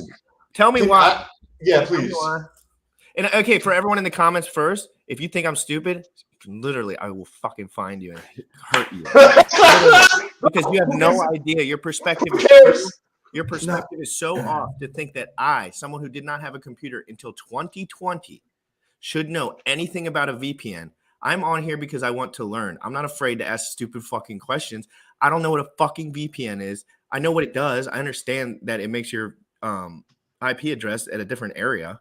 Why should I give a fuck? Is what I'm asking. It's definitely nothing. Like, as in, it's definitely common that people do not realize how important a VPN is. And that's why we're talking about that's common. It's not unless you're sort of privacy curious or privacy focused or like in the crypto space in general. Now I have to do an episode on VPNs, people. People in crypto are typically more aware of privacy concerns, hack. Like, so we're dealing with a group of people, our viewers, us, and the people that we deal with on crypto Twitter and just crypto in general are just at a generally higher standard of these sorts of issues, computer literacy and computer security, like operational security. But it's very common that people don't understand how important it is. And all it does, I mean, look, some people say that with VPNs, all you're doing is shifting the trust, right? Like as in the VPN, the company theoretically could still spy on and log what the fuck you do. But I heard that it lags. I heard there's lags in the server anyway. So if somebody really wants to find your shit, that it'll pop in and out. What I like about it is even if theoretically, like obviously you choose that company carefully. That's why I think Proton VPN is quite a good option. They've got high speeds and they appear to be very privacy focused. And you use that yourself? And I no comment, but well, you know what I mean. Like, but if I've got specific considerations over here being in Australia. True. For speeds over here is a factor for different VPN companies. But if you're in America, Proton VPN is definitely so because I follow those two guys, Tech Law and New Oil, and they have done reviews. In fact, you know what? I'm gonna hit you with another resource. So CoinDix was the first fucking value add that I've done to this stream in terms of websites. Hit this resource. It's privacytools.io, I think. I'm gonna pull it up real quick. I'm loading it as well just to make sure that's correct. All my stuff's liquidated. Nope, I'm just kidding. All right. Remember how easy scam? And it's gone. Someone and be like, "Hey, let's spread this link around," and then I would click on anything Tangent sent me. Anything. I probably would. Do you know what? Ivan on Tech used to. People used to send him shit, and he would just open it up on stream. And one time, someone sent him a picture of like, I think it was like two dogs fucking or like some shit like that. And he just opened it up and he was like, oh, okay. He's like, okay, that guy just ruined it for everyone. I'm never opening up anything that anyone sends ever again on stream. And then after that, he just never did it ever again. So I think it's one of those things, yo. But it was funny while it lasted. 18 pictures so far. So this website here is by a group of privacy advocates, including those guys that I just mentioned. They're involved in it, and this is an incredible resource. And so somewhere on here will be VPNs. Yep, under privacy. So under privacy service tools, it's the first one, VPN provider, 2 to the left. Yep, that's it. So if you click on that and see how this tab? Okay, yeah. So those are the ones. These are the different ones that they're recommending. Yeah, Proton's right here. So basically, yeah. So these are the 3 they recommend the most, and then underneath it, you see it says a complete guide. That's the one where they'll have rated all of them and have all the like check boxes of what ones have what and shit like that. Can you tell what's the value of that? Why is what happens if I don't use this? What can happen hold to me if I don't use this? So first of all, I was just going to say, if I was in America, I would definitely use Proton. Would be the one that I was using. Then Sam, what was your question? What's the value prop? Yeah, why like what would be the value of getting a VPN? Oh, and that's the same question really that Jim was asking in terms of like what happens if you don't. So if you don't use one, it means that your ISP has all the data of exactly what you do. And so especially if you do something like crypto and you want to have like a reasonable amount of privacy about your shit and what you're doing in crypto, possibly not necessarily doing anything illegal. You just want your privacy because it's a human right. But I mean, at what point is privacy not possible anymore? So if you're not using a VPN, it means the government can just subpoena your ISP and say, I want the logs of everything that this person's done, or they could just do, they actually don't even need to be specific. They can do blanket requests where they're just like, they don't even have to say, I want all the shit that you've. What are they going to look for? I mean, okay, let's say I'm doing whatever they want. Nothing like, crazy illegal, but just I have lots of money. I'm buying, let's say I have lots of money in crypto and I'm just being legal, but like, you know. Yeah. So this is the classic privacy query. It's like, oh, well, why do I need to care about privacy if I don't have anything to hide? You're taking a preemptive step, like a preventative measure that I'll give you an example. You don't know how they are going to change the laws in the future. So let's use Canada as an example, where suddenly people buying like fuel and sandwiches were having their bank accounts frozen. So you don't know what kind of crazy shit what kind of ridiculous rules will be imposed. And this is not fantasy anymore. We've seen recent examples where like ridiculous shit has happened. So I don't want a data set of everything that I've ever done that can be ridiculously and retroactively punished when they decide to change the rules and be like, oh no, now it's illegal to look at cat videos. And then they're like, you know what? Did the VPN change? Yeah. So with the VPN, it means that everything you do gets encrypted, like tunneled in an encrypted connection to the VPN provider, and they are the ones that then basically interact with the internet on your behalf. So each time, so whenever you, so it's like there's an encrypted tunnel. Then they go and do the shit for you on the like, not really, but you get what I'm saying. And then they just send the data back through the tunnel. That's why it runs a little bit slower than not using one, because it has to have that extra step. But it's pretty fast, especially if you're picking a VPN server that's not too far away from you geographically. Since we're saving the world here, we're going to do a full episode on this, guys, this week, coming week. I'm going to make sure I pick a day for it. We're going to do the first hour VPN, why to have it. I'm going to have it downloaded by then probably and be able to more than that, it protects you in the other direction as well. So say even if you say, I completely trust my government because you're an absolute idiot and you've never picked up a history book in your entire fucking life.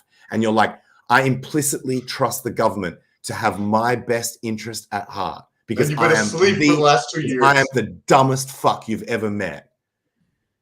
Even then, you should still have one, because he's a friend, Mom. He's a friend. Okay? Say when he's a friend. He didn't mean it to you. He's a friend. Does she think I'm saying? Well, she trusts the government like that. She trusts the government. So. She certainly trusts the government. Shit. Mom, he's just joking. You know how I apologize. I apologize. No, you're good. He's messing with you. He's messing. Yeah, I'm messing. So basically, say the website that you're going to, they can keep IP logs of who's doing shit at their website. So a VPN also protects you from that website being able to log the fact that you were at their shit. Because now you're coming from the IP that belongs to the VPN provider, not yours. And you can switch that, you can change that IP as much as you want. So I can keep changing my IP whenever I want. I can make myself look like I'm from a different country. And so some people use it like, you know, with Netflix, how each country actually gets slightly different content. So some people use a VPN just so that they can see the content that they would be able to view if they were in a different country using Netflix. So what's because I think most people, and you probably agree that most people do not use VPNs.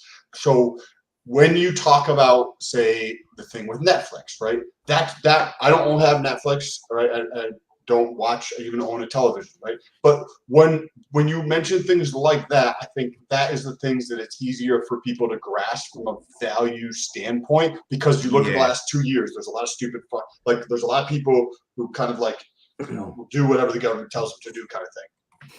But what are the cool things like that? It's probably like these are probably like the least beneficial aspects. These are like the really minor benefits. But yeah, if you've ever been on a website and it says, you guys probably don't get this as much, but I get sometimes stuff that says, sorry, when we can't, because of copyright reasons or whatever, we can't show this content in your jurisdiction. Oh, and so, wow. so you can just do a VPN in another area. If you've got a VPN, I can just make myself look like I'm in America, and then suddenly I can watch that shit. So Oh wow! So South Park, Comedy Central is actually an example of this. So if I go to Comedy Central right now and try and watch like South Park episodes, it won't let me because I'm in Australia. But if I what? change my VPN to say that I'm in America, it'll let me do it. They don't let people watch South Park in Australia. Well, not They want them. They want you to free pay on that basically. on that website. Oh, I see. But it's not their fault. It's probably some licensing arrangement that they've made with like some TV station here or some shit that they've got the rights to show that show in Australia. So they're not trying to be assholes. They're just trying to abide by the contracts and laws that they are, that they're under or Is whatever. RH the only man that can make VPNs great again? Does he have to fork? If RH had a VPN service, would you be like researching the shit out of that? Would you be down? No. Could that be turned into a blockchain? This is a bit fuddy. This is a bit fuddy. If you go and look at the review that these guys have done on this website, you'll find that there are VPN providers that are not owned by like multinational companies. They are stationed in countries that have good privacy preserving laws. They're run by teams that give a shit about privacy, etc. They like with NordVPN being an example. I don't want this to sound like a sales pitch for NordVPN, but like who the fuck cares, bro? But so yeah, this one's like it's a Swiss fucking hosted VPN, and it's legit. So how does it work? So you just download software and then you're good with the VPN? You basically download that software onto any device. So it can be mobile, tablet, computer, laptop, whatever the fuck, any internet enabled device. You download the software and then you just turn the shit on, and that's it. And then it routes all your traffic. And then you've even got these things called kill switches where you tell it, like, if the VPN drops out, stop transmitting data, like so that it doesn't leak. Like, because obviously if the VPN stops working and your computer keeps using internet, it'll just be routing it straight through your ISP unshielded. Oh, interesting. And do you think it's a good idea with phones as well and that kind of thing? Yeah, I've only started using it on my phone more recently, but yeah, I think so. Same deal, right? Like, as in, that's where most of the traffic is used anyway. For a lot of people. Yeah, especially the amount we use our phones these days is probably as important or more important, and also the telcos are just as easily subpoenaed as an ISP. Damn, this is really good stuff. Don't panic if you haven't used one, but it's a fairly, in terms of if you look at all the things that you can do to enhance your privacy, and you look at the cost and effort versus the privacy enhancement that you get out of it, a VPN is a no-brainer. It is an absolute no-brainer. The cost and effort are tiny, and the improvement in privacy enhancing and is huge.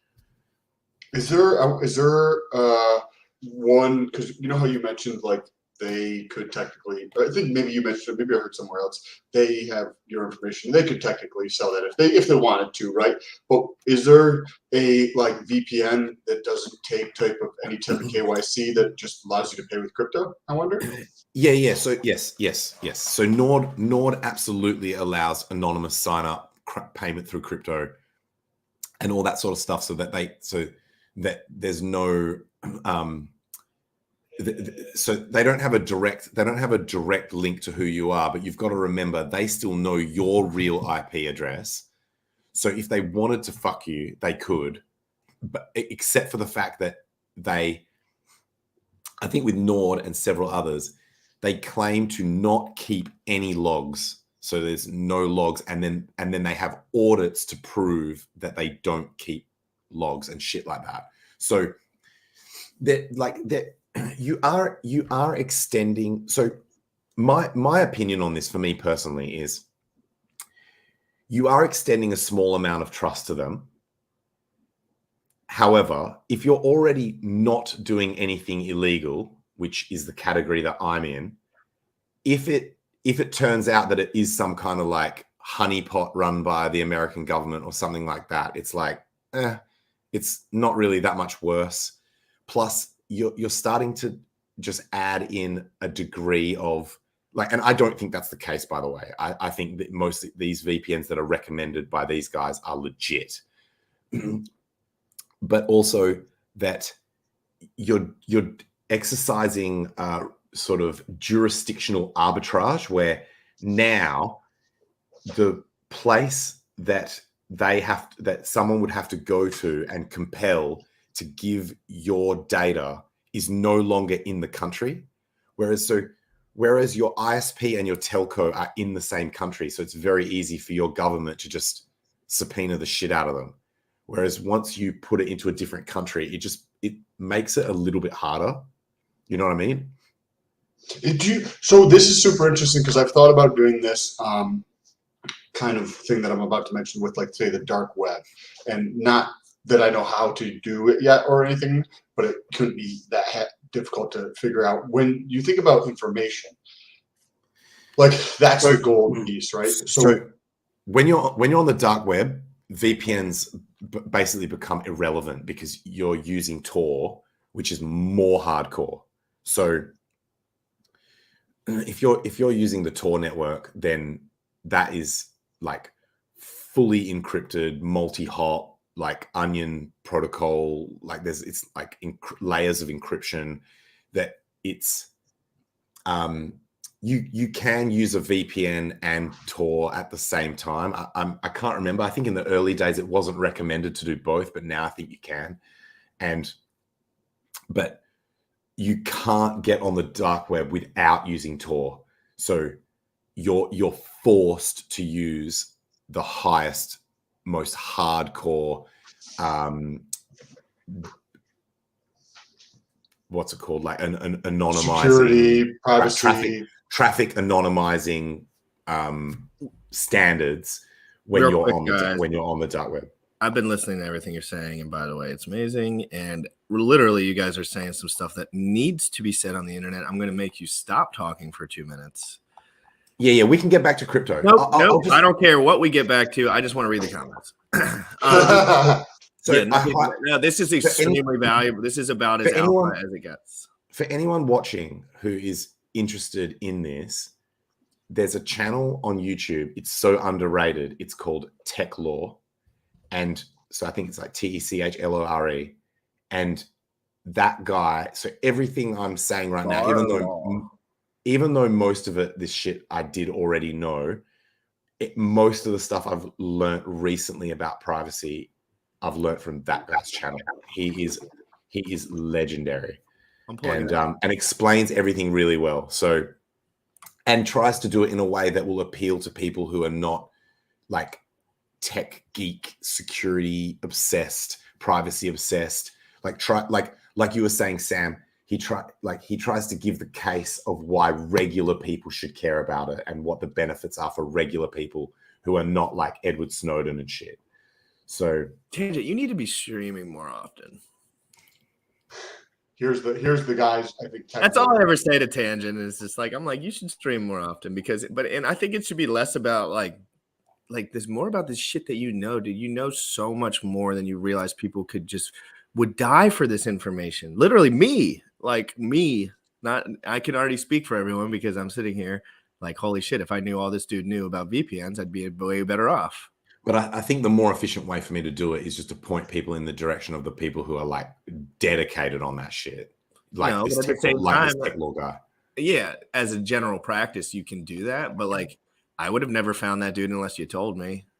And then we went down that rabbit hole of fucking talking about VPNs. Think about that. I would have never found that guy, dude. How did we actually end up starting to talk about? Because we were talking about that helium network. I want to know because everyone's always on my ass about it, and I don't know what the fuck it is. Well, now you know better understanding, right? I kind of know. I still don't know what's going to happen to me. Like, yeah, they can log my shit. Am I going to go to jail? Maybe if they make a law about it. By then, I'll be putting a shot in my freaking head anyway because they're going to be coming after me for whatever. It's like, at what point it's like me not doing anything except streaming and buying crypto? Are they going to come at me and rip me out of my house? Sounds plausible these days. But look what they did. No, it sounds plausible. Is what I'm saying. Yeah. It sounds like there's nothing. No VPN is going to do anything about this. That's what it sounds like to me. It's like if this occurs, it's going to be a total rights movement that they're going to it's going to be a war. It's a war. It's clear what side I'm on. I'm on side crypto. Markovely 23, the Aussie accent, fucking A. No, he's F and A. Nah, That he's was- keen, eh? He's keen. Love it. Yo, guys. When Shalina was talking about these hotspot things, I think there was only one manufacturer, which was like the Helium team themselves. Now there's like on their website, there is like I can't even count this. This is a higher number than I can count of people that you can buy these hotspots from. Bro, think about this next year, how quickly that's gonna grow. Dude, I'm getting this shit. I'm getting it. You can do it in your apartment. I'm freaking getting it. I'm getting it, and I'm putting one at every house of every motherfucker that I know. I'm not even giving them the option. I'm just gonna. I'm like, I don't even care about the tech. I'll put this motherfucker on people's houses. Like, I'm just gonna go to my friends and be like, I'm putting this in your house. Shut the fuck up. Like, we're saving the world. We're fighting censorship. You can put them on that. That cuts into your mortgage at every house that you buy. Yeah. Like maybe $100 or whatever. It's like adding rent. It's like adding rent. Yeah. Bro, you'll appreciate it. We become slumlords. We become slumlords, and every house has a Helium node. Listen to me. I used to build antennas on people's buildings for a living. They're paying. Okay, so a normal office building in Baltimore or in DC, let's say, that you wrap Verizon antennas all around, that's $7,000 to $15,000 a month. Wow. That's Shalina building. So tangent. What were you about to say, Sam? So this, you guys, I think will both find this interesting. There's something I think it's called breathe token or air token, and literally it's the same idea as HNT. Not as cool in terms of like grand vision, but it's a sensor that measures like 18 different air quality things. You just plug it in and it measures the air quality. You get earn air token. And that's all it is. It's just measuring the air quality of things that's completely anonymized. My buddy is doing this, been doing this for a while. And I want to read for everyone. I'm going to let that conversation keep going. I've been looking through this website in the background. This is a legit ass website. Fucking hell. This is a legit ass website. There's email stuff on here. You can do all sorts of privacy shit, dude. This is actually something I've never laid eyes on. And I'm not saying it's not common knowledge to others. I'm saying as far as a place to go where all this information is right in front of you. I've never seen it. I'll put it into the comments. Thank you for you guys give a flex and a like for the this is madness. Tangent. This is absolute madness. What? The number of legit companies that now create these Helium nodes is absolute madness. Yes. You took us down, GRC. Yes, hold on. Biceps in chat for Hex Tangent. He looks like he is discovering the next freaking like wheel over there, and I'm enjoying his vibes, guys. Biceps in the chat for Hex. Hey, Hex Tangent. On this show, the weather one. I don't know if I can get around that because where does the demand for the token come from?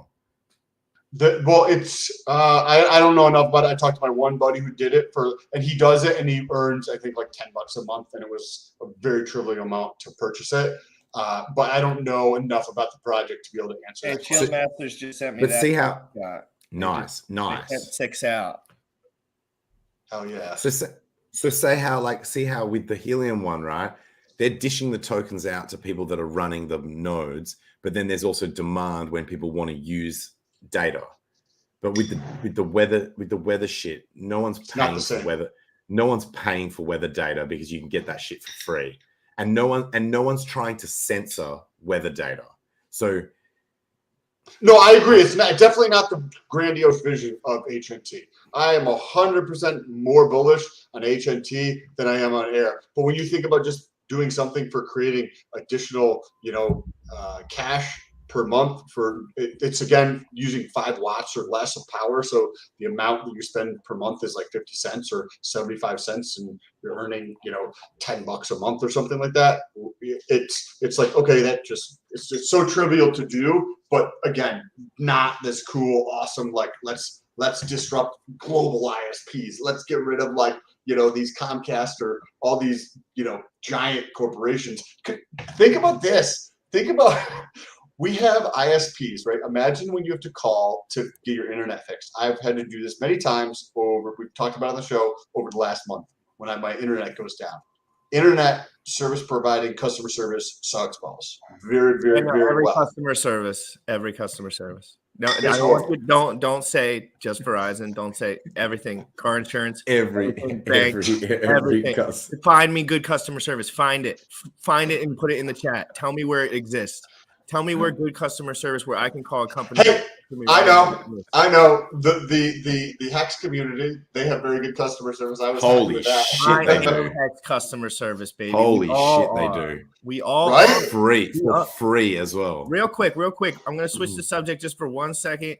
My friend messaged me. I want to say a little something about my shit. I should not be fucking looking at all this shit. God damn it. I forgot about all that shit. I got to pull it up beforehand. But my friend Shield Masters, I have a message from him. You could always pull it up after, like, pull it up in the background and then share. But I want to show people this website real quick. And this is my best friend in the whole wide world, guys. Literally the guy that I met him in 6th grade. He was at a private school, and I was at the public school in the area. But he was switching over to the regular school because his private school, he was graduating or whatever. So we went to high school together and became best friends. He started this company called Shield Masters right here. And this is basically just a custom art. He just makes custom art. It had nothing to do with Hex or anything right away. Like, obviously it does now, but this is his shit right here. Like, he is not a crypto dude. He is a artist. Okay. So let's not get that twisted at all. I want you guys to know about this. He is my best friend in the whole wide world as far as like on the feet. You know what I mean? So make some dope shields. He makes dope, guys. Come on. Like, he's not playing around here. This is like, you can get whatever you want at any point. If you're a rich bastard. Now, if you don't have your hex bags and stakes in there, I suggest you put your money more so into that kind of situation rather than these. These are expensive ass ornamental things. If you're not rich, I would kind of stay away from them. But if you have a streaming setup and you want to take it to the next level, this is a way to do it. He also sells the neon. Like, any of these shields, you can buy neon attached to it and put it up on the wall. So like, this one's a good example of that with the halo. And he just sent me this picture right here. So this is what he just DM'd me. Pulse Nation, Hex, Pulse Night Shield are still flying off the shelves. Make sure you use promo code GRC50 when purchasing. I didn't even message him about none of this. I didn't know these shields got sold. I just advertised kind of for these shields. Any of the shields that you see in my background, listen to me, guys. Any of the shields that you see in my background, I'm going to pull myself up real quick. Solo layout. So any of the shields you see in the background on there, and even the Captain America shield, and use promo code GRC50, you get $50 off. I want to make this company go to the moon because this is literally my best friend in the world. And like Tangent was saying earlier and everyone else, if you're not getting rich with all your friends, like, what the fuck is the point, yo? Like, what the hell? I don't want to get rich without my boys. What am I gonna do? I want Sam and me and business and everyone just to be doing our best thing so we can be as productive and leaders in the community. But anyway, all that shit aside, this is my best friend. This is his company. I want it to be a part of the community, right? Like, I want his company to be a part of the community. He's not necessarily Hexkin now. He does own Hex. And I've tried to get him involved, but again, he's just thinking about his shields and shit, so he doesn't really care as much at the moment. But guys, he is the work that he does. If you need something that make a room pop, like fucking custom art all day long, he's gonna have way more stuff coming too. It's just getting started here. He is the first official sponsor of Hex in the Morning. So he's the first official sponsor of Hex in the Morning, and we made that official at some point, and I don't even know what that really means other than we're going to the moon. So that's all I got to say about that. I hope that was a nice little plug right there. That was nice. I really do think this dude's work is next level, and he has all of the equipment in his place to do any work this world could ever provide. He has thousands and thousands and thousands of dollars of equipment in his shed, cutting out steel shit. All I don't know what it all is, but it's fucking insane. It's like you clearly like it enough to like actually actually spend money and purchase it. So like, Oh, I bought these if, I bought all these before. no, correct. Was I know. anything. But like that if Tangent was telling me about something that he's never done in his life or doesn't own or doesn't utilize, like it's like, okay, cool, thanks, bro. Like that's a good story, but why don't you tell me about something that's actually happened? That's why I was like, I know Tangent has done LPs. Let me talk to Tangent because I know he's been in that rabbit hole deeper than I have about providing liquidity and like the returns on that. I actually have to run. I didn't realize it was almost 1 o'clock because I was enjoying this conversation. Today, like learning that stuff with you, Tangent, and just having a great time on the stream. I was definitely laughing more. Monica just jumped on. She was in the spaces last night. So thanks everybody for stopping in here. Well, I'm actually going to go, and GRC, I'll talk to you a little bit after this, but I'm going to go live with my buddy who's not in crypto at 3 p.m. EST. And I was like, bro, just come on and ask me questions to learn. And hopefully that'll be a good conversation because maybe he'll, you know. Let me get in there. Yeah, because I need somebody to do the comments. I'll just do it more so like not even as like I do this show. I want to just I want to show you a quick yeah. So we're gonna send some people there.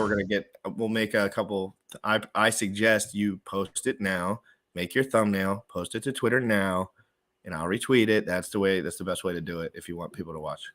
Cool. Tangent, brother, I appreciate you coming on, and I acknowledge you taking the time out of your day to share this valuable insights. And I agree with GRC, like whether it's pointing people in those directions or other things, like you've got a lot to offer that like and you can share that with the world and be valuable like to the people around you that you know what I mean are finding that information valuable. It's not his what he knows, it's his perspective on the world, because people come into a room and they act like they know everything in the room. Tangent knows when he goes into the room, he's just whatever he's learned, and whatever everyone else has learned, they've learned, and he's willing to like inject into conversation with that open-mindedness. And people that will never come on this show are the people that come into a room and act like they know what's going on. Because I know you're fucking full of shit. I've been in plenty of rooms. You know what I mean? Like at this point, people act they're smarter than they are, and it's fucking sickening to me. Thanks, guys. Thank you. And Sam, great to see you as always. Yes. Really appreciate your chats. Awesome. Thank you. I'll talk to you guys soon, and hopefully we'll see some of you at 3 o'clock. Hopefully on Monday I'll be driving to Florida to live with you. We'll talk about that after we get off the show. Okay. All right, bye. Peace out. So, dude, Tangent, think about this. I'm taking this to the next level real quick. I'm not going to tell everyone my plans, but I was just like brainstorming in my head. I'm moving with Sam. We do videos of each other working out so we can get a little bit more like legit. Because, you know, when you're working out, it's hard to fucking videotape yourself. It's like impossible. What am I going to buy a filmer? So I'm just like, why don't we just live together? I thought you were joking about. No, I'll fucking pick up and move all this shit to his house, move in. I'm a nomad, brother. We don't play by the rules. We just fucking move it. We just keep it moving. I'm here to succeed, and that's the only purpose I have on this earth, and that is a way for me to do that faster. Because when I started the crypto journey, I just decided I'm taking my time back. So when I quit my job, I realized I'm going to put in so much time now that when I'm 35, maybe I can fucking chill a little bit. For me personally, I don't know how you guys are, but for me personally, because I talk too effing much, I know that if I actually lived with someone that I really got along with well, I would get nothing done. I would just get literally zero done. Well, no, but there's nothing Sam does except do things, get things done. If you lived with him, if I move in with him, there's not one moment in his life that changes. I'm telling you, like that's the kind of guy he is. Like, okay, yeah. There's nothing that could change him. There's nothing.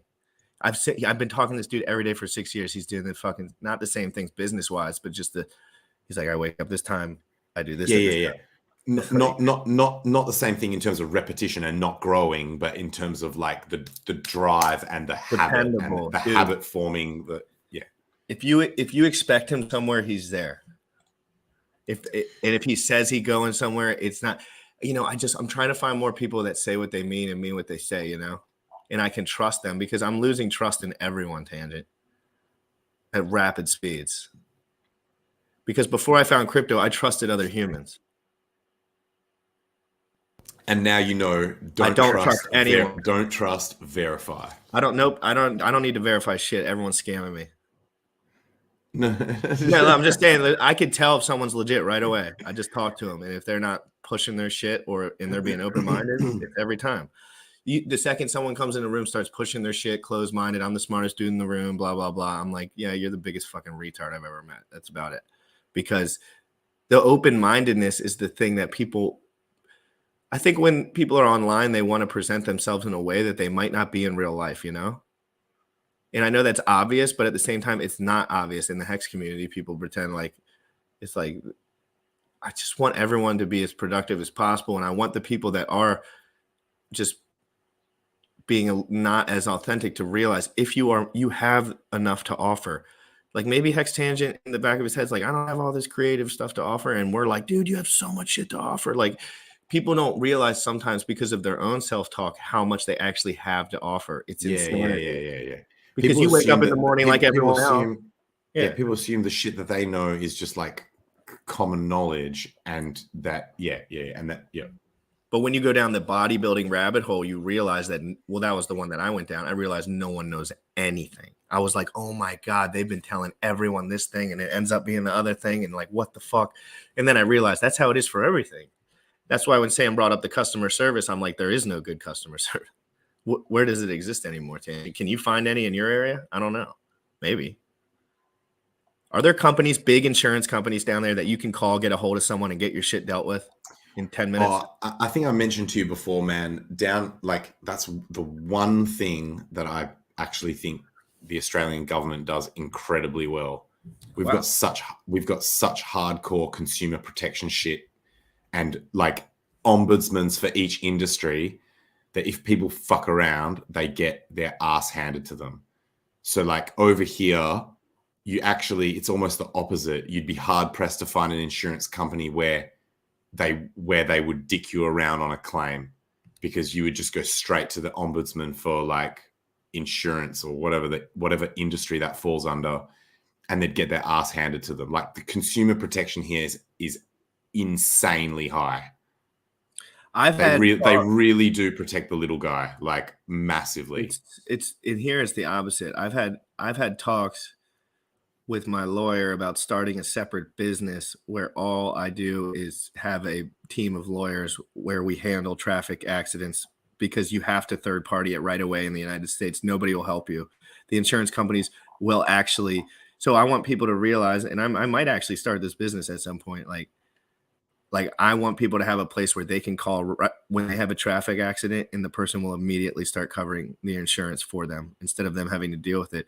I spent 30 hours in 2 weeks without a car, and I haven't even got my check for my car that got smashed yet. And it's just like, I'm just like, all right, I'll fix it myself then. Like, that's actually not a bad idea at all, because you know what would end up happening is those insurance companies would learn not to F around with that particular broker, because they'd be like, dude, we know your games. You're going to pay, and you're going to pay now. And here's the shit. Otherwise, it's like they'd just be immediately coming under litigation. Like, and you'd have, you know, like you said, lawyers who know the contracts, know the rights and stuff like that.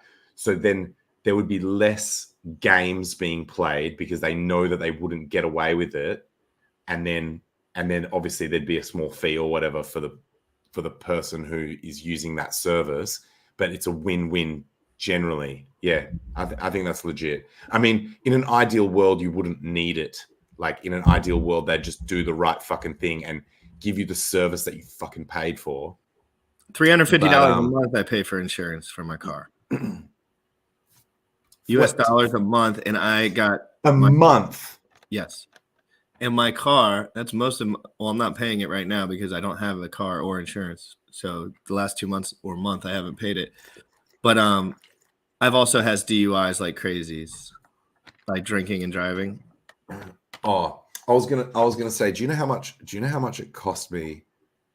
I had, that Audi R8 that I had. Mm-hmm. I had that insured, and it was under 1,200 Australian dollars a year. A year?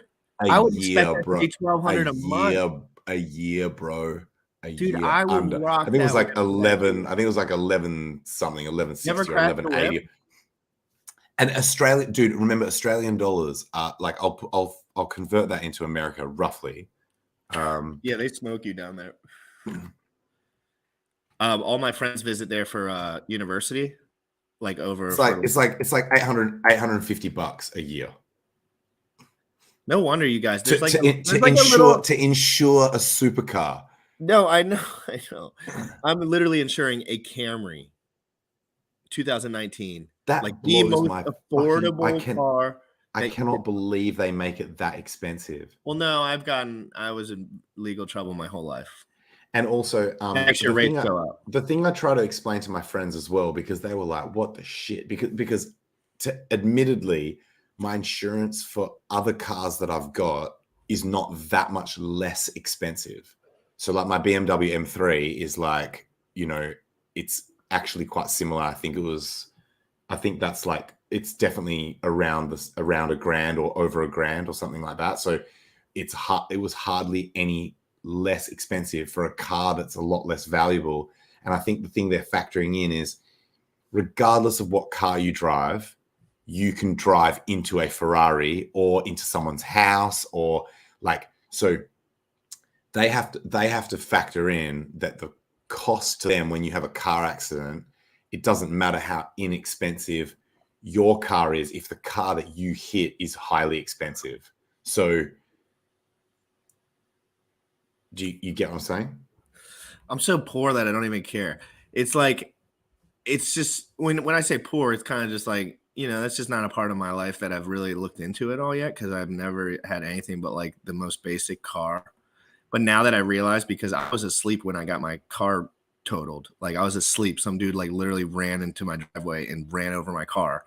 And it's been 20 days. They won't give me a check for it. I had to get a lawyer.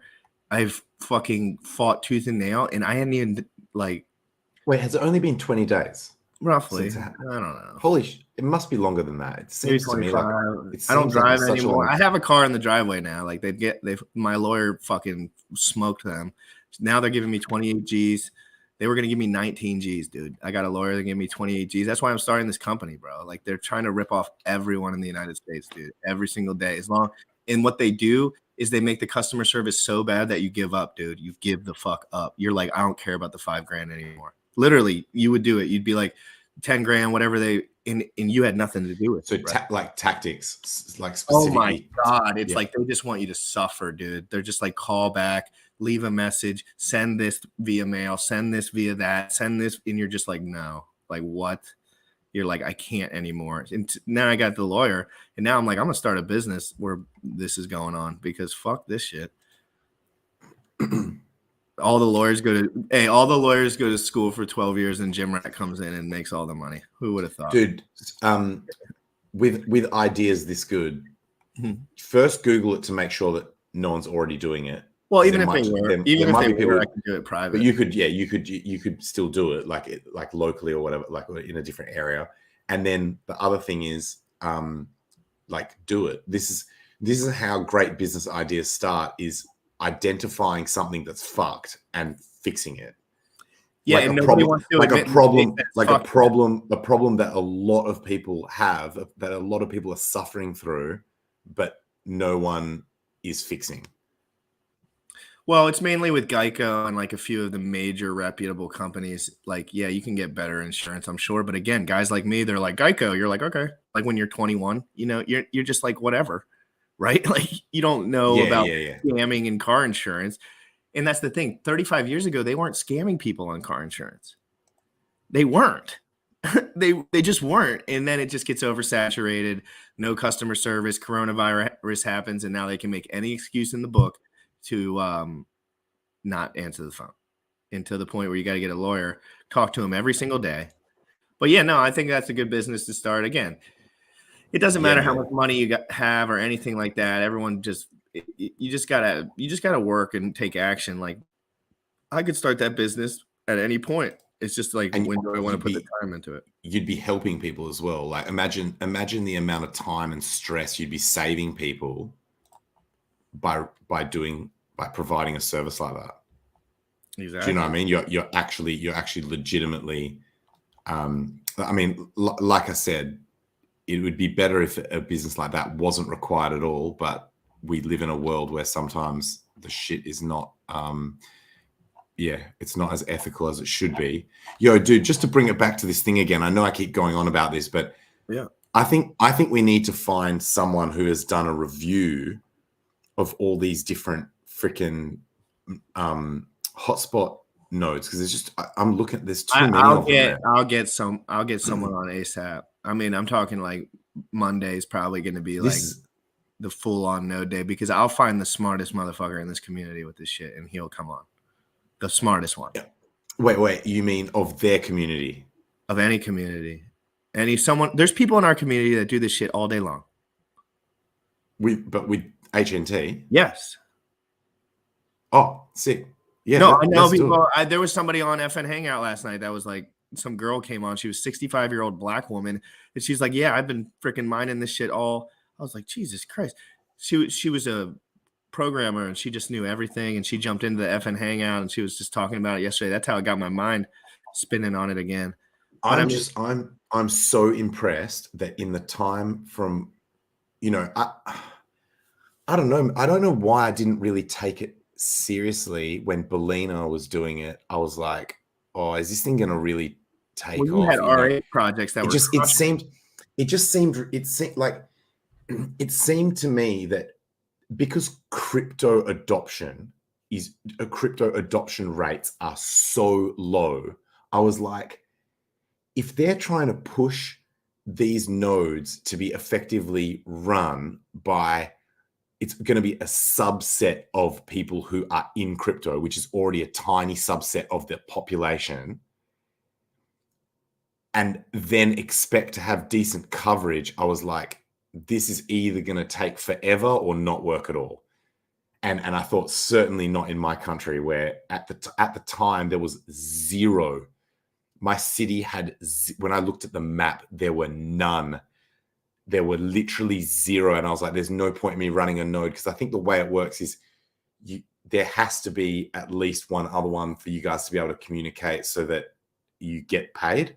Like, I think your payout is very low if you don't have other ones that you can communicate with, some shit like that. I can't remember exactly, but I was just like, well, it's not worth me. Craig Watting also does a lot of that stuff. He was talking in the FN Hangout last night. He says he uses it to pay for his Ethereum gas fees. He says it basically covers all his Ethereum gas fees. Yeah. Now I'm keen, dude. Now that I've seen how many that chart makes me keen, dude. The fact that there's a shit ton of people already in my city that are using them. Let's look at all the Hexicans that posted to the fitness challenge real quick. We got Hexstack looking like a savage. Oh shit! Absolutely swollen crypto honesty. You're always Oh shit! Hexican girl, look at the abs. Absolutely phenomenal. Ripped. Fucking shredded. Damn, six pack. Truth sliding in on him. Get him. Go get him. I'm in. Doxing be damned. Look, I get everyone to dox themselves. I fucking love it. I'm in. Doxing be damned. Circa 2015, when I was last serious about cutting and maintaining weight. We're getting you right back here. Hexander. So basically the point of this tangent is to send a picture of the best fitness you were in your life, and then we're going to try to get back to that point.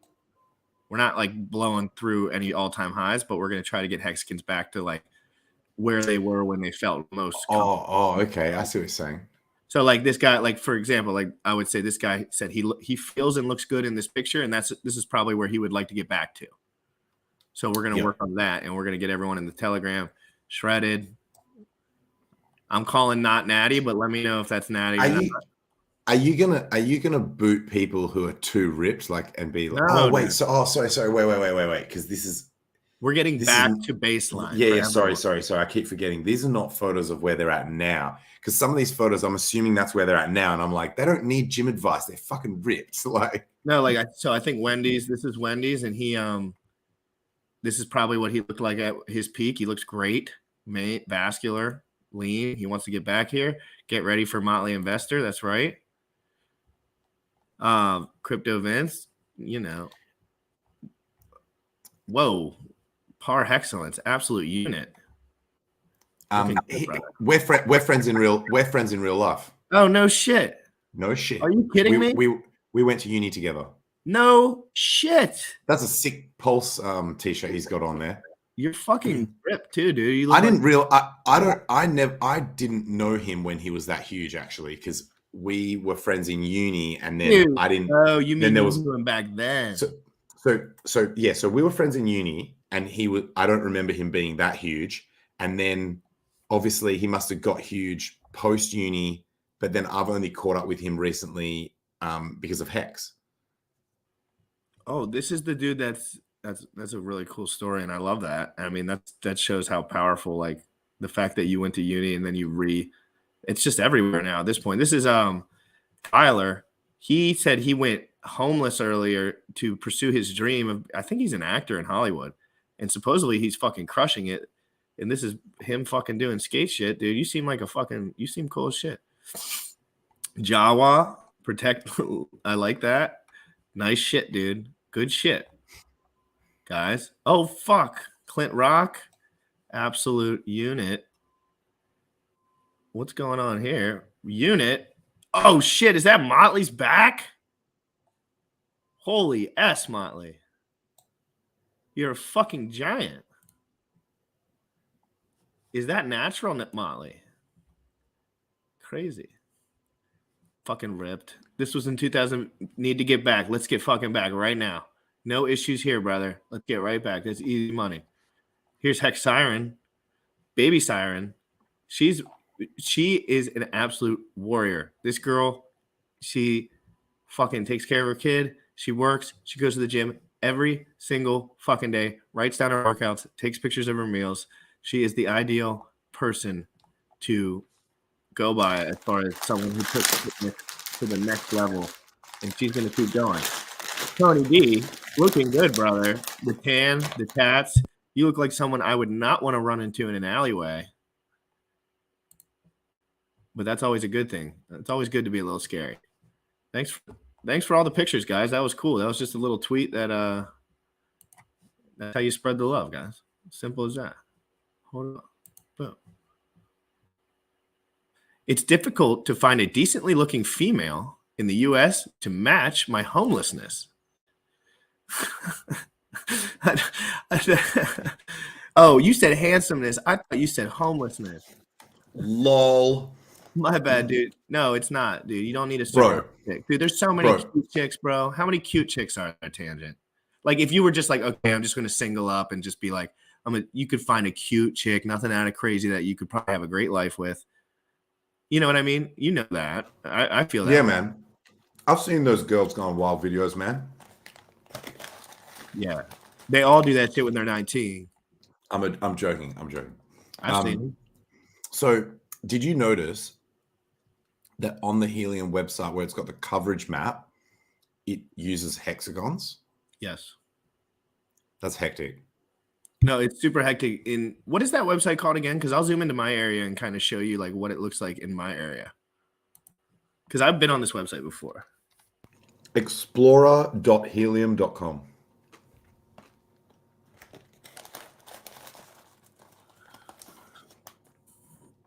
This is fucking madness. Oh, wait, hold on. Let me not share this until I move away from where I'm directly located. I'm fucking really struggling to believe that this map is claiming that there are pricks that basically like live around me that are running these Helium nodes. Like there are, dude. There are, like literally dude. Down the street and shit. There are, dude. There are. I'm telling you, you could just go to the biggest city and spend time looking at the top of people's houses. You can see them. Or sometimes they're in their house too. But like, depending on how you do it, but I'm sure you can run an antenna and then that's how they do it, right? So hold on, I'm gonna pull up this Helium chart real quick. I mean this Helium heat map, I guess that's what it would be called. And hold up. Does this well, mean this is a good way to show you like what it's like here, so you can kind of compare and contrast. Like, let's go over to New York area. So this is where I live, right? This is the DMV, the Baltimore, DC's down here, Baltimore's right here, Virginia. This is like the DMV area. Actually, how far am I up? Yeah. And let's dive into the DMV area a little bit. So this is Baltimore. This is downtown Baltimore. that's intense, So man? if you zoom in really close, and this is a random ass city that's not technologically advanced at all. It's a fucking shithole. This is a shithole city. I'm telling you that right now. Like, this is not. So within that, those numbers are the number of nodes within that grid sector. Within that, yes, and you Bro, that can is click on it. The bonkers. last one to go. The last one to go was 2 months ago. Oh, that's right. I forgot that you can actually click and get details. Yeah. Oh no. Yeah, that's what I'm saying. Like, they don't let much slip here. It tells you exactly how much they're making. Activity. Witness begin invalid witness. Bro.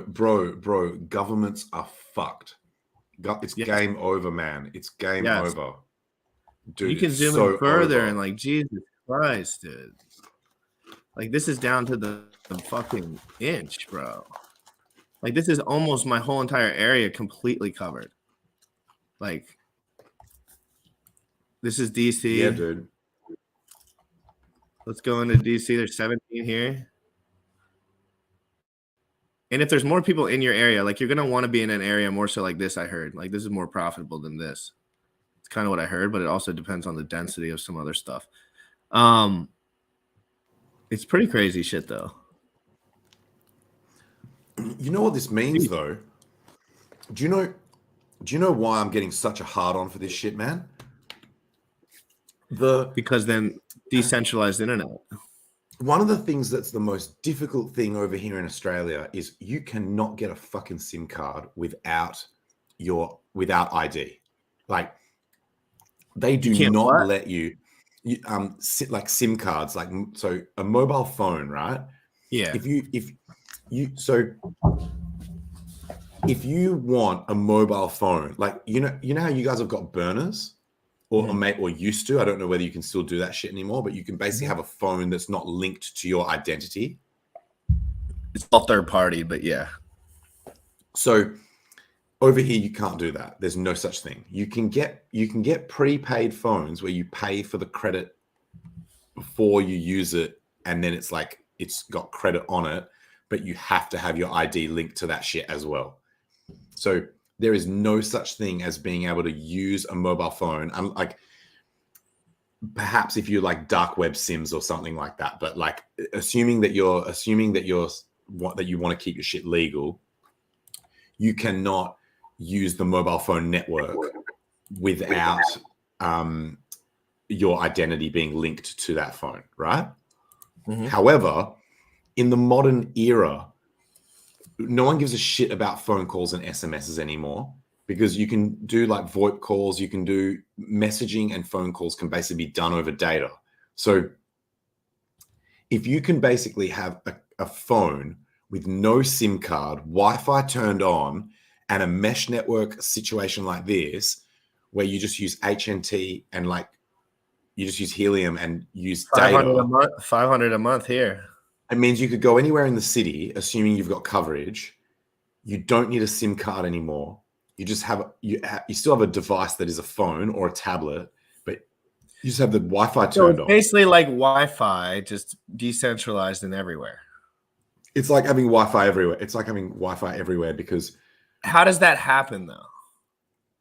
I understand like how it's all running, but how does like your phone directly interact with that rather than directly interact with the things that it's supposed to interact with? I don't know. I think you'd have to download an app onto your phone that understands the helium data protocol shit. Like, so that could be controlled by them. That could be controlled by them as well. But it doesn't matter because they don't take your identity. Sorry, it doesn't matter if they don't. Like, are they allowed to like control what Mm. apps you use and don't use on certain devices? Yeah, but as long as Helium doesn't take any identifying information, then it's better. Like, as in, Yeah, I'm just worried. Like, even if it worked out, if they would make it not work out, kind of like you were alluding to earlier. What? Try and shut it down. Well, not even that, but just like make it so whatever units that we're using don't function in the way that maybe they would have to, like by programming the phones, or because everyone has an iPhone in the States. So it's like iPhone makes the rule. But like burner phones and shit, like if you wanted to talk about, like the dark web of having a burner phone, I think it'd be dope. Like the people that utilize it, is that kind of what you're saying? Like certain people would utilize this, not the general public. It would be like, I'm hoping that it would be like having a burner phone. I mean, I imagine that the ethos of this team and company is not only ethically, but just in terms of them covering their own shit. To the easiest way to remove responsibility for what your network or platform or whatever is happening is to make it in such a way where you don't actually have control. So they would be smart and ethical to do this thing in a way where they don't have the ability to censor it. They don't have the ability to, you know what I mean? So then you just go like, oh, like a decentralized exchange. You're just like, oh, whoopsie. Sorry, government. I can't stop it. Yeah, like, I can't stop my fingers. Shit, sorry, bro. I launched Bitcoin and now it's wrecked. Whoopsie. Dude, like, what do you think about crypto? Just wrecked your financial system, your legal system, your authority system. Like, just wrecked you accidentally. Whoopsie. Sorry, what was the question? Pull up a little chart if you don't mind. I don't care if you do. Hex, everyone's talking about Hex making some price moves at this moment. Is it pumping? That makes me happy, man. We're long overdue for that shit, bro. Yeah, but it's not, it could be a fake out. All right, let me see. Let me see if I can pull up a charty poos. Yeah. I'm using your terminology. That was I put poos on the end of anything. Sleepy poo. I noticed, man. I noticed. Yeah. Everyone loves that. It's a fan favorite. When bodybuilders say poo at the end of stuff, everyone laughs. But dude, I'm gonna be moving in with Sam. I'm like fucking jacked up. All right, that's the Hex chart. Damn, son. Ooh, look at that little triangle banger down. Come back. Straight back up. Let's go. Come back. So let's talk about your thoughts for a minute. Obviously, we don't care. Wow, look at that fucking red dick. Yeah, let's get into the financial advice because yes, that's what everyone came here for. Where do you see Bitcoin and Ethereum in 1 month's time? Oh shit. Well, I'm personally DCAing more into Bitcoin, not giving a shit what it goes down to. So like, have you heard me say in the past that like you look at what you think are the most extreme but likely scenarios. So it's like your likely worst case scenario, likely best case scenario. Yes, sir. And then you assess what you're doing based on like you think about both of those scenarios with what your plan is and make sure that your plan is suitable for both. So my likely worst case for Bitcoin is going down to like, I don't know, high 20s over the next 6 to 8 months, and then just going absolute bullshit nuts to the upside. I totally agree. As like institutions come in and shit like that. I mean, it's already so nuts that there are large scale buyers. Exchanges are like drying up. The when you say exchanges are drying up, so on chain like exchange flows, like so basically flows of Bitcoin from exchanges to off exchanges is basically at all-time highs. Oh, okay. So exchange like their balances of how much Bitcoin they've got on exchange is being heavily depleted. So in terms of supply shock, you've got massive institutional players coming in trying to buy the shit up. You've got on-chain showing like that, like hodlers, like holding is like on the increase. Like it's shocking to me that the price hasn't already gone up. So it's not shocking to me a little bit because the geopolitical climate is a little bit whacked. yeah, that's true. There is a bit of uncertainty in that shit. Dude, they can literally lock you in your house, bro. Oh my god, bro, did you see that Russell Brand video with the screaming towers in China? Mm-mm. The lockdown, this is like terrifying shit. The lockdowns have been so harsh that there are entire like city like areas with like basically skyscrapers where everyone is just screaming. Like, so there's videos where it's what are just they like fucking doing, dude? In a very non-specific way. What are very non-specific? They're just screaming because I guess there's like No, I mean, are they just saying you can't leave house? yeah. They're setting like these And why can't they leave the house? I guess Spreading fake of potential fake viruses. No, I'm just kidding. Like I'm not sure. I think they're just having like outbreaks of some shit. I don't know, man. I don't keep up with that side of it, but that's scary, dude. I hope that that's more marketing and more media than anything. I mean, I know it's happening, but I hope that they're over. I hope it's not everyone. Like, I don't know how China works. Yeah, let's hope. Let's hope. But you know how shit goes too. Like sometimes they take a video out of context and shit. Yeah. And I'm not saying people down there aren't getting wrecked, but like I don't know shit, you know. What was the reason why I mentioned that? So You were basically, just like, yeah. So in terms of like global uncertainty and shit like that, yeah, that's fair. That's fair. That we'll have to see how that plays out. And you also asked me about Ethereum. Ethereum's been quite strong. Do you want to bring this hex chart back up? Because I've just adjusted these lines a little bit. So this was the epic pump that started like a few days ago. Yep. Total. It was I don't know about epic, but like there was way more people on my stream that day by like double. Isn't it funny when it pumps, the stream pumps? Yeah, because like we had been ranging sideways. Look at this. Ridiculously flat. Insanity. This was range bound in such a like consistent range. And what can that tell you sometimes when it does that? What is that? What does Tangent think sometimes when that occurs? Well,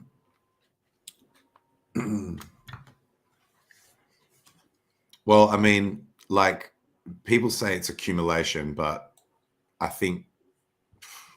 guess it just means like uncertainty, I guess, like that the non-directional market, crab market. So basically just how long did that go on for? That was like 11th of April through to, so it was like 3 days of literally being between 12 cents and 11.5 cents.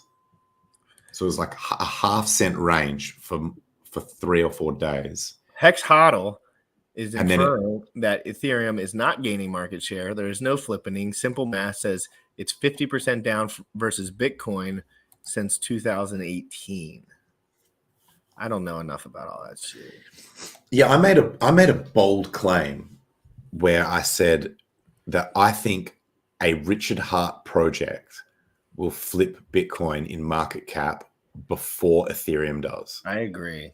And I was actually surprised at how many people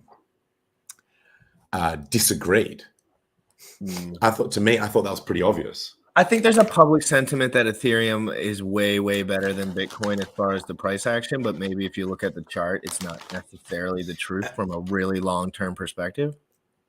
And by the way, my comment is my prediction's nothing to do with project quality, purely to do with supply, like that Richard's just made the supply so high that it makes it so much easier to do like a fake flipping on the market cap nonsense, you know? Are you a perma bull? On what? Everything. I'm perma bull on crypto long term. I'm perma bull on Bitcoin. I'm perma bull on like people waking the fuck up. That's hilarious. I'm also perma bull on people waking the fuck up. Like, seriously, guys, if you're sitting at your house and just lazily looking at your shit all day long and you're like, I don't know what the fuck's going on, and you don't have kids and shit, if you have kids and shit, I don't know what the fuck to say about that. But like, if you don't have kids and you're bitching, you're fucking up. Tangent, isn't that right? You can bitch if you have kids, like straight up. If someone wants to bitch about their kids to me, like fucking go ahead. Like if I kind of think having kids is like a noble act in a way. So like if people are bitching about their kids, it's kind of like, oh well, yeah, you bitch about that a little bit. Bro, it's kind of like such a massive sacrifice. Holy shit. There's so much variable to it too. Like you can't predict what these little munchkins are gonna be doing when they wake up. They're fucking wild, dude. And but so yeah, in general, guys, if you are single or like a young man and you don't have everything together, you're in a very good spot as long as you're not in like sick debt. Like we're in crypto right now. They're printing out money endlessly. All you have to do is park it. All you have to do is figure out how to park the money. Where can I park it the most decentralized? Everything we're talking about, HNT, that's a little bit afterthought once you get your initial Tangent's had his initial bags in for a decade now. So like, you know, but like as far as new people coming in, their initial bag should be some T shares, some Ethereum. Get some shit in order before you start thinking about HNT, in my opinion. Yeah, because the other thing with HNT, it's so this is something that Richard Hart says, but I also was aware of this prior to even knowing of Richard Hart, is that typically if you are buying a miner or any kind of like thing that is designed to generate coins, Device, yeah. Historically speaking, you are better off just buying the coins, because by the time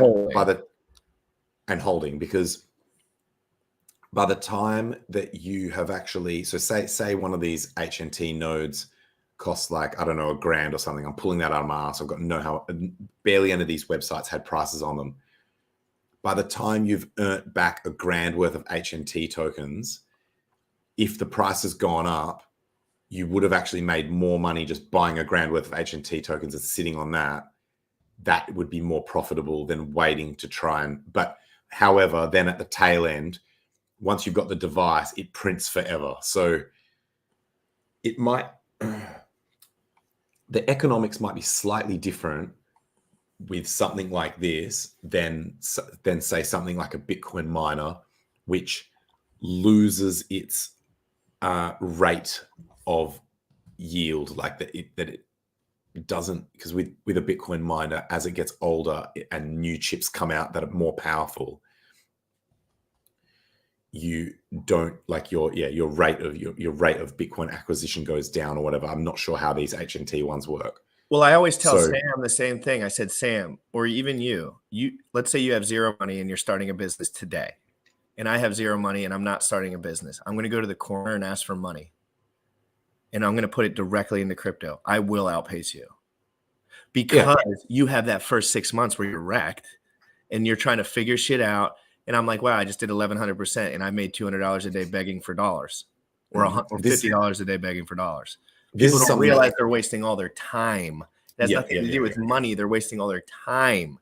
So they're like, I have to work every day, all day long. Yes, I do. And you're like, wait, you're convincing yourself to spend $7,000 of shit per month because you have to work all day. Because working all day also inversely like makes you buy more shit. Yeah, you're basically buying a job. Like it's Richard's so right about the whole. You're very rarely going to be able to outpace crypto gains. You can't outpace inflation. That's the thing. You can't outpace inflation, and inflation goes to crypto gains.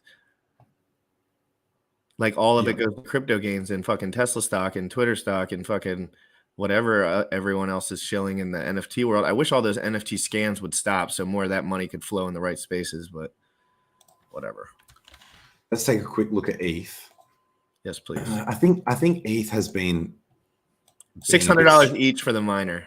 That's what Lionheart paid. $600. The AT&T miners paid for themselves 20x over during the bull run. They're pretty low monthly income now, though. Yeah, that sounds cheap. That sounds pretty cheap. I don't have Telegram. I have deleted the app. I prefer to listen to you guys on YouTube. Well, Will, we're gonna have lots of ways in the future to. I'm doing a Discord too. I'm fucking setting up the dopest Discord in history. Bullish is fucking setting it up. He's a fucking god. There's music. We're gonna be tagging everyone's links and shit. It's gonna be dope. Tangent will be in there. Trust me, Tangent will have no choice because it's gonna be popping that hard. Yeah, I've still got Discord. Remember, I lost Telegram. Great. All right. Yo, actually, I'll show the. You'd love to have a place to chat then, probably. So on occasion. Bit of controversy. Did you see that shit where there was Be Mindful of Death or whatever posted this tweet about being bearish on all Richard Hart shit, saying that it's a con and I smoked that person, dude. I got like 100 freaking likes on that likes picture. I was like, you either on drugs or you just got hacked. But tell me where Richard Hart hurt you. And I think I saw that post of yours. Point to where Richard Hart hurt you. So basically, and then everyone said Richard Hart had blocked her weeks before. That's the reason she's doing it, or he. Someone suspected that it was that he or she went all in on Hedron, and then Richard created some sell wall or some shit like that. But anyway, the price hasn't even really gone down that much. It looks good to me. This looks solid to me. Even if you went in all in at the fucking top, right? Which a lot of people do. It's only down it's down 80%. Less than Hex is down. 80%. Hex is down more than that. So 80% from the bottom right there, from the top to the bottom right there, like a couple of days ago, it's 80%.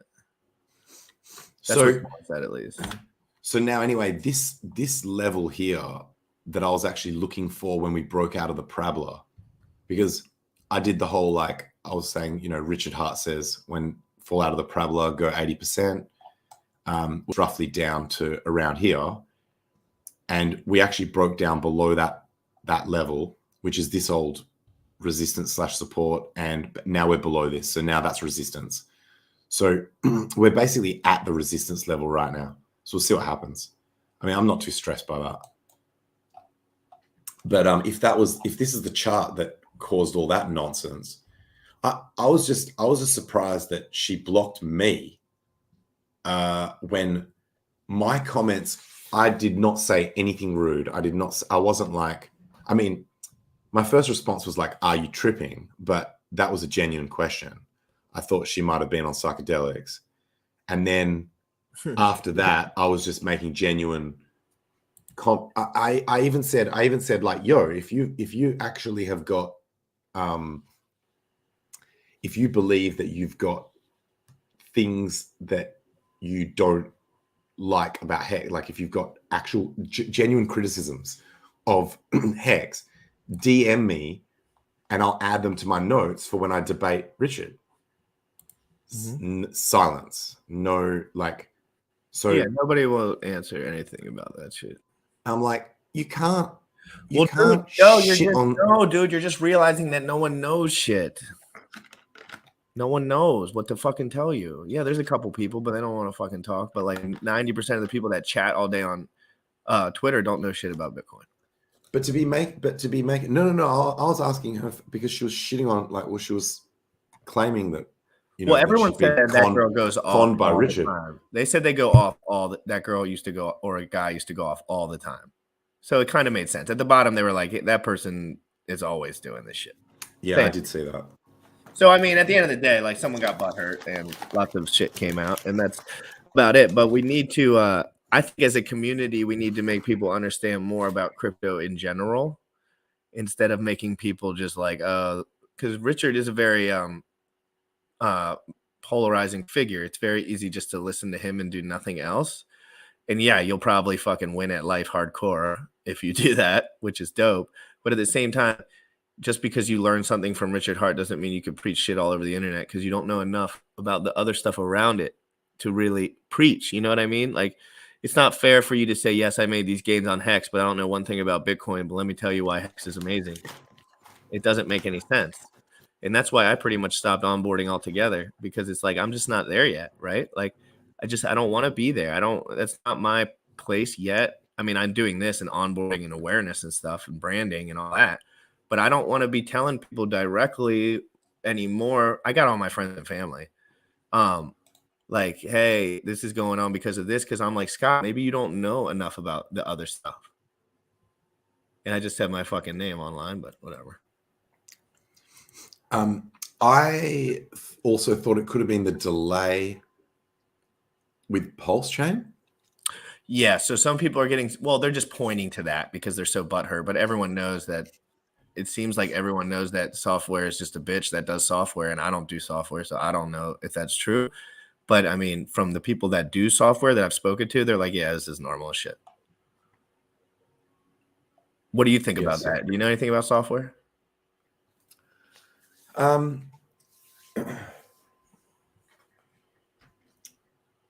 mean, certainly not enough to be able to comment on how long it should take to launch a blockchain. I guess Richard did initially make it sound like, because so much of the code was being copied, that it was reasonably minor to get it across the line to have a functioning network. And don't get me wrong, I think what I've seen on testnet is incredible. Like, I'm really happy with how it looks, and I think the graphic design, like UX, UI and shit, is like tight as fuck. So I'm definitely not shitting on what has been achieved. I just think certainly the people who are upset about the total delay are like, it's understandable. Is it though? Because we're in a bear market, all the money would be going down anyway. So I don't even give a fuck. It's like, yeah, you could have taken out into USDC and staked it for 9%. I guess you could have done that, right? You could have taken all. This is what Tangent. But could you be sure? Like, can you be sure that it would have gone down with the amount of community hype, like locally? What do you mean, Hex? Yeah, I think that no. I just think it 54 cents was totally blown over top. I just think so. No. I'm talking about. I'm saying if Pulse Chain had launched. You think there are some people that think Pulse Chain can redirect the entire market as like a catalyst, a little catalyst, like a little spark that changes a lot. And I don't really buy into that at all. To be honest, I don't think there's enough power there economically. But like, people are also kind of broke right now. I mean, not everyone, but like, I would say if it's all up to the whales, like, I just don't understand enough about to the market to know what percentage of the moves are just whales all the time. And then like what small percentage is like random ass people like me. So I can't really tell, because I always think like public sentiment. And then I'm like, do we even have enough money to make shit happen? Do these whales have so much more economic mass than we do that it's just a whale game at this point? Do you know what I would do if I was like an absolutely insanely wealthy person? What? High net wealth individual? Like someone with 3 supercars? I would get one coin that is big enough, and it would either be like my own coin or a friend's coin, or maybe just not even, and get that coin in a position where you can actually manipulate the price, like that you're a big enough holder that you are not like you're definitely not going to get dumped on by someone else, right? Like that if you pump it. So let's just use like Richard and Hex for an example, right? You could effectively save, I believe you could save the entire crypto market, because the greed is real. When people start hearing that people became overnight multimillionaires on Shiba Inu, that gets the FOMO cranking for people searching out the next gem across the whole thing, and people start like investing in crypto and shit like that, right? Like it brings a lot of hype and buzz. So you only need one coin that is theoretically making people like ultra wealthy. So you could just get that one coin, and like the best store of you might have to cycle it and not just always use the same coin. It seems like you're Otherwise just talking about Hex and Richard. It'll be like Boy Who Cried Wolf. If it's just always the same coin is the one that pumps when it's a bear market to try and build the hype. How manipulated do you feel like Hex is? No, I don't think it's manipulated at all. Sorry, I shouldn't have used Richard as an example. No, I would disagree. I think that every financial institution with large money is manipulated. Therefore, I don't take this as anything different. And when I say manipulated to the upside, in this case, this is manipulated to the upside as far as like there's people with the common interest of the group that want to buy more Hex. I mean, that's not everyone, but I think in this community that exists. It seems like, at least, like there's entities that are so rich that they just want this to work out, so all their friends become so rich that they can do whatever they want. So therefore, it's kind of manipulated, but like I like that kind of manipulation. Well, this is actually a comment that Tone Vase makes. If someone has got a massive stack, like say you're playing a game of poker, this is the exact analogy that he brings. Say you're playing a game of poker and someone at the table is the big stack, and they start like throwing their weight around, like bluffing hard and like going all in and shit, scaring people and stuff like that. Is that like manipulation? It's not. It's like you're just using the fact that you're the big stack to your advantage. And so in markets, is it manipulation if a high net wealth individual or an institution moves the market with their economic energy because they can? It's just like, what's the definition of manipulation at that point? Exactly. Yeah. I wouldn't say manipulation as far as like it has control that the like general market doesn't necessarily understand. Like I would say the general market doesn't understand. Like in my mind, there's like 20 whales that like DM each other and they're like, when do you guys want to moon? Like that's like literally like I think like that sometimes because you see the buys and they come in so rapidly, and you have to think these people understand that. They understand the psychology of the chart. They've been doing it for a long time. So they know when all these guys are going to start dumping and crying. And then they know the second that people start saying it's over, then they start DACAing again. And they're just not there yet, in my opinion. Like with the Pulse Chain launch and like, because it's not illegal to do these things. Like it's like, it's not illegal. It's just the way things work in my eyes. That's kind of how it works in my eyes. I could be totally fucking wrong. I guess the point that I was trying to make before is I don't think it takes very much to flip fear into greed and greed into fear. Like I think that shit is like the market is bipolar in that sense, that it's like it when it flips hard, and it only takes a few people going around telling their friends that they got rich as shit and bought a Lambo off Shiba Inu that makes every mofo want to come in and start buying crypto. So, everyone. It happens at one moment. That's kind of what I'm saying, though. Like, it feels like it happens in a moment. Like, in one moment when you really know, 3 cent price move. Come on, guys. We all know what Hex is capable of. Like, yeah, that could be a good sign. But at the same time, like in my eyes, Hex, it can be decorrelated for sure. Like, it can be, but I'd say it also becomes less decorrelated over time on the Ethereum network, probably due to economic mass and, Yeah, man. I just want to see Hex back at all-time highs. That would make me a happy camper. Imagine our vibes. If our vibes are this good right now, imagine how sick our vibes will be, dude. Yeah, man. Especially when that scamming company comes out and we're just really pumping it. Remember, we're gonna scam everyone 5555 it and then redistribute it, and I'll pay the gas. This has been absolutely brutal. So this, Have you claimed any of your maxi yet or minted any maxi?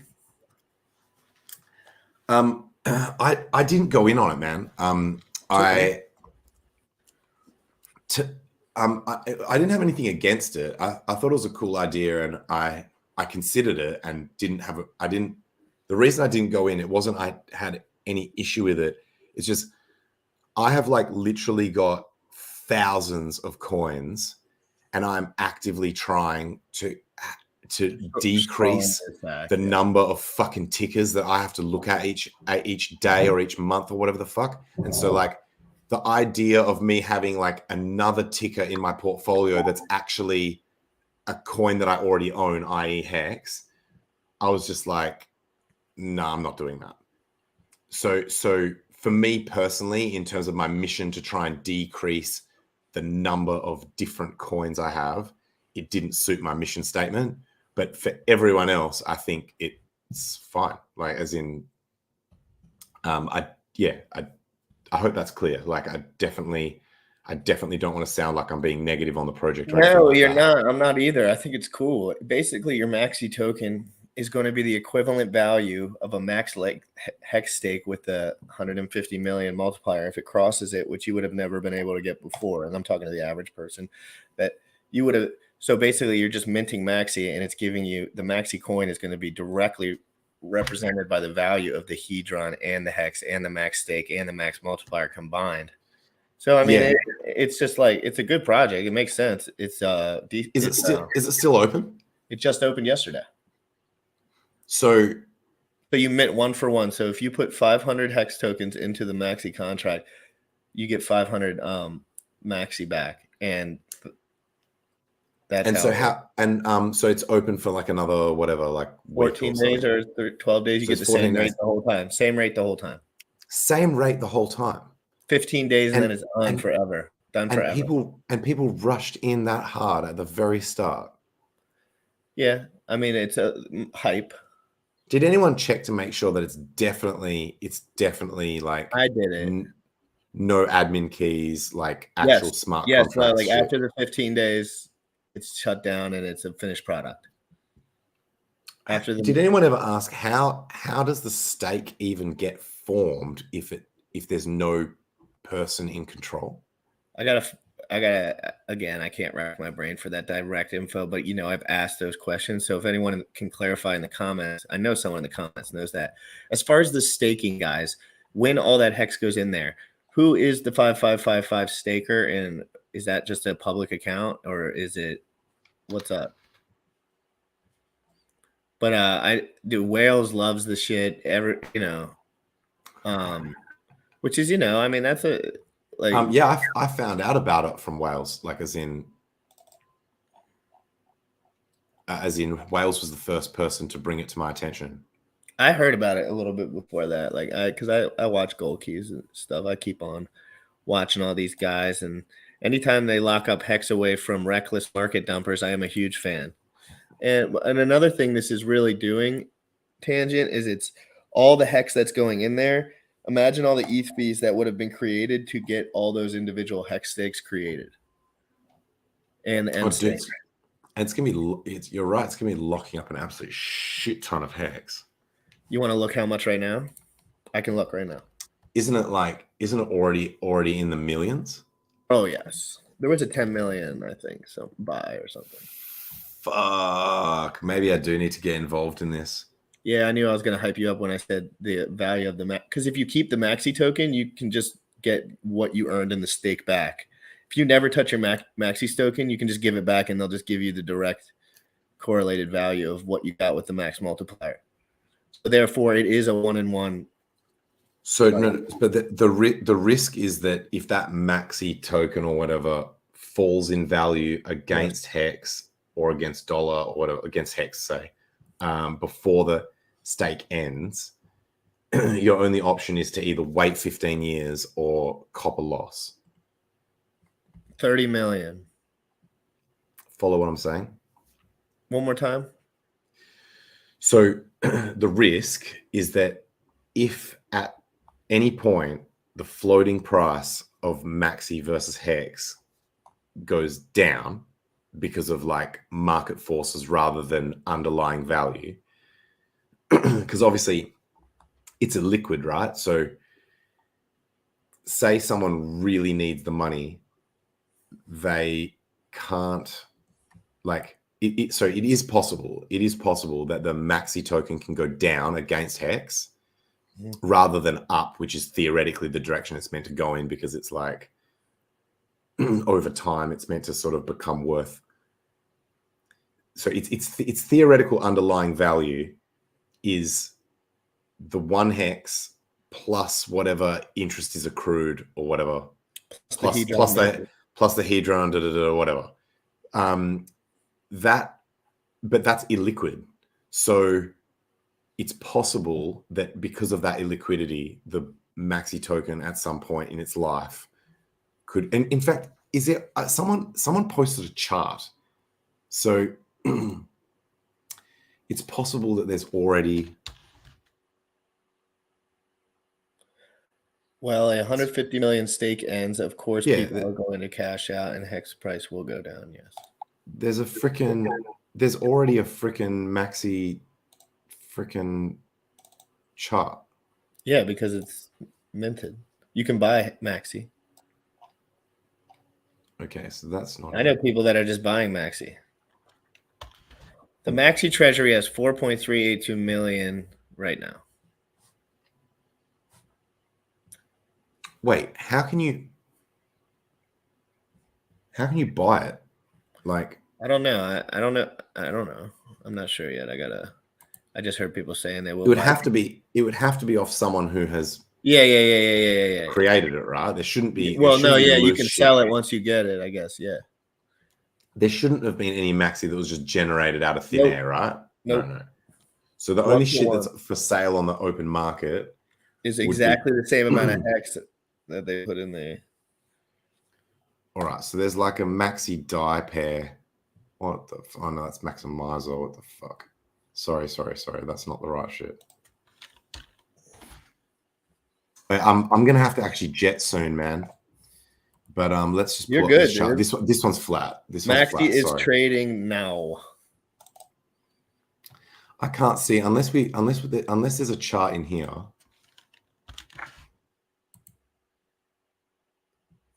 No. Maxi's about the same price as Hex right now. I can't find it, but someone posted a chart on Twitter where the price was just like mooning like fuck. It was like a Maxi versus Hex chart. How do you buy Maxi, people? I'm a pleb. What up, blue collar investor? I'm a pleb too. Where can you buy Maxi? Anyone want to answer that? Can you buy? Maybe you can only buy. Well, no. I mean, on a DEX, like as in if that chart that got posted on Twitter was legit. DEX. But so DEX trainer right here.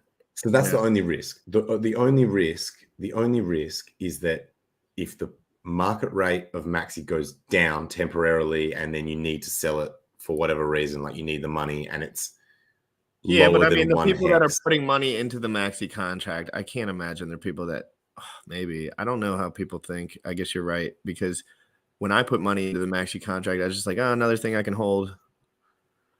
Right? Like, that's just how I think about it. I don't think about selling it or trading it. I'm like, well, if this pops off with 1% of my bag, then fantastic. Yeah.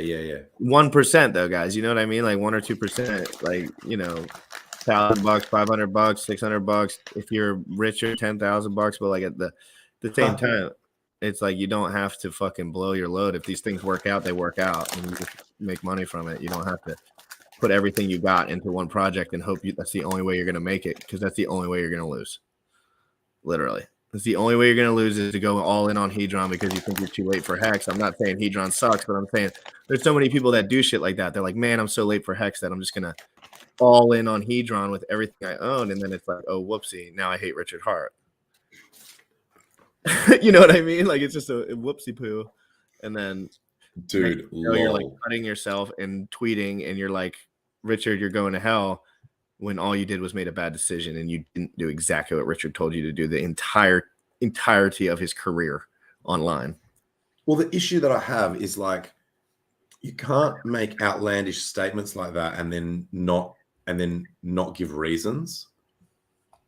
Like you can't be like, oh, I've been conned by Richard Hart just because I said I am. You've got to throw down some like evidence, or at least some like rough reasoning or logic as to why you feel conned, or why you like. But basically people had to speculate what the problem was. And then I was in there posting being like, hey, some people are saying this, some people are saying this. Can you clarify what the actual issue is? Like, is it this? Is it this? I had some people posting on there saying that the whole thing was like a joke and that it was a troll. So I was like, yo, is this a joke?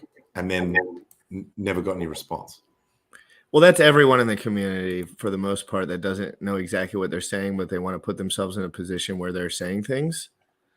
So, and then guys like you come in and they ask a critical question, and then it all goes to shit because no one wants to answer a critical question. Trust me, I've been talking to Sam every day for 6 years. No one likes the guy.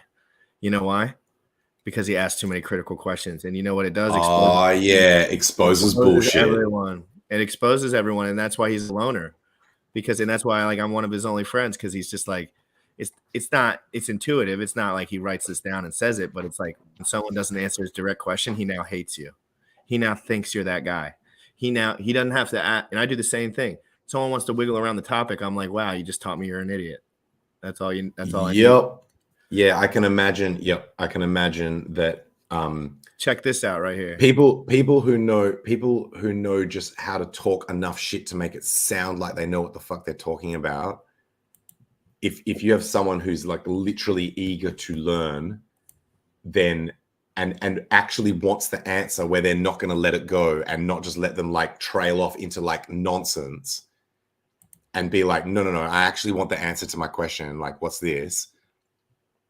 Then it would expose a lot of bullshit. But if you put 4 of those guys in the same house and say, make a business, you rule the world. It's true. You rule the world because no one can stop you, because you have no loose ends. There's no one that can walk through my door today and say, Scott, I have this information on you and you better. I've got an idea. Reality TV show. We get the guys in the Hex community that talk fucking nonsense and just like trail off talking about bullshit that doesn't make any sense, don't answer the question, and just run off on like rants that sound cool but doesn't actually say shit. We put them in one house and they have to like start a business or start a scam business or whatever. And then we get the people who do real talk and know what the fuck they're doing. We put them in a separate house. And obviously that's us. And then each team has to try and scam as many people as possible. And maybe as an added twist, you get bonus points for whenever you use Richard Hart quotes. Yeah, exactly. Well, people are such our age. This is what I don't understand about people. It's like, well, I do understand a lot about people. They're lazy. They're all lazy. But why are they lazy, Tangent? It's not because they're not smart. It's one, their diets are horrible. They don't sleep. They drink too much. They're on drugs. And we all have been there. Everyone does that a little bit. But at the same time, they have no structure within their life. They have no discipline within their life. They don't know how to sit there and work through a concept for their own well-being, because their character and everything, that's what they want. Most people sit here and they're like, man, I don't have a girlfriend. My life sucks. Like, that's literally like every human. Literally, they're all just sitting in their house, epically worried about something that doesn't matter zero. Literally matters less than zero. We could have 10 girls in here today, do whatever with them next day, same plebs, sitting here, and doesn't make a difference. And you learn that over time, right? You learn it makes no difference what you do other than being productive, business and stuff like that. Like, at some point, you got to take care of that. And it seems like you're more on the latter end of like I mean, I'm not saying your business, like you're probably going to do businesses and shit, but like of your plebbery. Like you clearly don't have to like go into any more plebs shit. Hopefully. Yeah, like as in I certainly am on a mission to not look for validation in the eyes of others, and therefore I don't need a girlfriend to be happy. You're on that mission, bro. Dude, that is a good mission to be on. Dude, I could give a fuck about any chick. Literally, like I'm not saying like that I'm actively like. No, I know, but it's that girlfriends. I don't need one. It's like that thing in your mind though that says like I want validation, right? It's just normal. It's a human thing. It's just like, oh, hot girls, people see me around, like that's a good feeling, right? Like when you go out with a hot ass chick to a party, you feel fucking great. Bro, that period end of story. I've done it a million times. It's a fantastic feeling. Everyone immediately wants to engage with you. Everyone immediately wants to talk to you. Everyone immediately wants to know what you got going on. And if anyone wants to act like that's not the truth and reality of this world, then you can frick off. That's because that's what my parents told me my whole life. None of that stuff matters. And it doesn't to a degree at the end of the day. Like now it doesn't matter to me as much. But when I was actively participating in it, doing steroids, having sex every day, it was miserable. It was a miserable experience. And it made me not trust people. It made me not trust myself. It made me not. It's like the same way you get when you listen to a fucking Bitcoin maxi talk about nothing for an hour. Like you're just like killing time. And I just felt like at some point I was killing time. Like if I'm going to be the type of person that I want to be, the person I attract in a few years is going to be way different than the person that I attract right now. So I'm not even going to fucking go for it. I'm like, this is what I need. Yeah. But again, I'm a broke pleb. So it's like, that's the correct attitude though. Yeah. But you also don't have like that underlying notion that you could go broke at any moment. So it's like you're thinking about other things too. It's like I'm very business focused right now because I'm 28 and it's like your time's now, buddy. You know what I mean? And you probably had those talks with yourself at different points in your life where you were like, girl's not as important this 6 months. Maybe, but maybe not. I unfortunately have just been hardwired my entire life to prioritize females quite highly, like in terms of my priorities, like in you know what I mean? So unfortunately I never had that chat with myself of being like, hey, maybe like maybe allocate some focus towards something else. If I had 50 mil in the bank, my plan might be a little different. You know what I mean? But like I might be a little bit more worried about having sex. My best female friend has said she said that I'm like a dog on heat or some shit like that, which I think is unduly harsh. But yeah, in terms of like her commentary on how hard I chase girls. Yeah. You chase girls in public. And I'm saying like you go out and party, like you like to hang out with your friends. I'm not saying you do that all the time, but like when I hit up a girl, like there ain't no middleman. Like it's just me, a date, and my house. Like, you know what I mean? I don't get my friends involved in my dating life at all. Zero, none, zippo, not even for a second. Wait, what? You don't? I don't get my friends on feet involved in my relationships until they're serious as fuck, which they've never been. So I've never done it. Because I don't even want that. Because you know your friends are haters too. Like right when you bring a hot girl around, they all start hating her, fucking calling her the worst. And you're like, this bitch is all right. Like, why are y'all freaking out? But then you realize they're just jealous and then I'm like, okay, I don't want to bring anyone around anyone because everyone just judges me for it anyway. So I'm just gonna succeed hardcore on my own. And keep that shit separate. Yeah. Like it's just like I don't need to prove to anyone. There was a time where I would make it a point to bring a girl around to feel a certain way about myself. But once I realized you could be way rich, I was like, whoa, you can be way rich. Like that's way easier. Because now, if I'm gonna be quite honest, if I wanted to date, I wouldn't even have to do anything because they just DM me now. Or like a girl here and there will DM me and I'll just be like, hey, you want to hang out? Like it's just when you have enough like pictures of like fam and like surfing and shit, like people just like your page, they'll just fucking hit you up. And I'm not talking about like super hot, like 5 million subs. I don't fuck with girls like that. I hate that shit. I like girls that don't care about social media that much, but still have it. You know what I mean? Like it's just not like they're. I like girls that like have good lives and like love their parents and all that shit.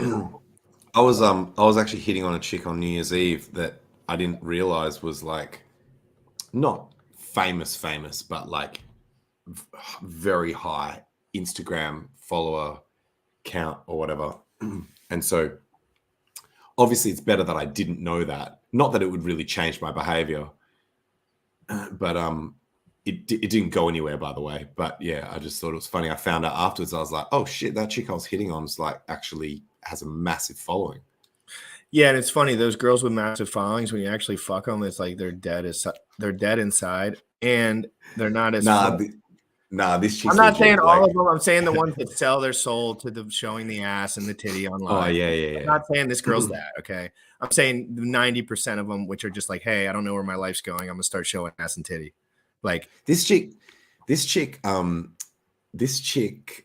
actually like stood up for me or some shit. I didn't realize we were dancing in a nightclub, and these chicks, I don't know why, because I think my dancing's great, but apparently these chicks, I think it might have just been like out of place for the type of club that it was. The way that we were dancing around was like probably a little bit too full on for the type of club it was. Apparently there was these two stuck up bitches that were like making fun of me, but I couldn't tell because it was behind my back. And I just saw her. This is the Insta famous chick. I just saw her. She took her mask off and gave these bitches the dirtiest look, like just stared them down. Dude, you wanted your D so hard. And so I thought she had beef with them. I was like, Oh, yo, shit. do you have beef with these girls? Like thinking that they were like enemies, like fucking mortal enemies of this chick. And she was like, nah, they were like mimicking the way that you were dancing. And I was touched by that shit. I was like, holy fuck. Like a real one. You found a real one. Go find her, Tangent. Anyway, guys, we gotta let Tangent go to bed because yeah, I'm fading, man. You can probably hear it in my voice, man. I'm fading hard. Trust me, I just know that sleep is important, and it's 2:13 a.m. in Perth, and we're ending on a nice story of success of how you stand up for your friends. Yeah, stand up for your friends, guys, and stop being friends with all those dummies that don't like to answer questions straight up, because they're just vampire sucking people's energy out of your life. And that's the truth, because why else would they be speaking? Because they just want to be heard, and they're not sure exactly how that occurs in this world.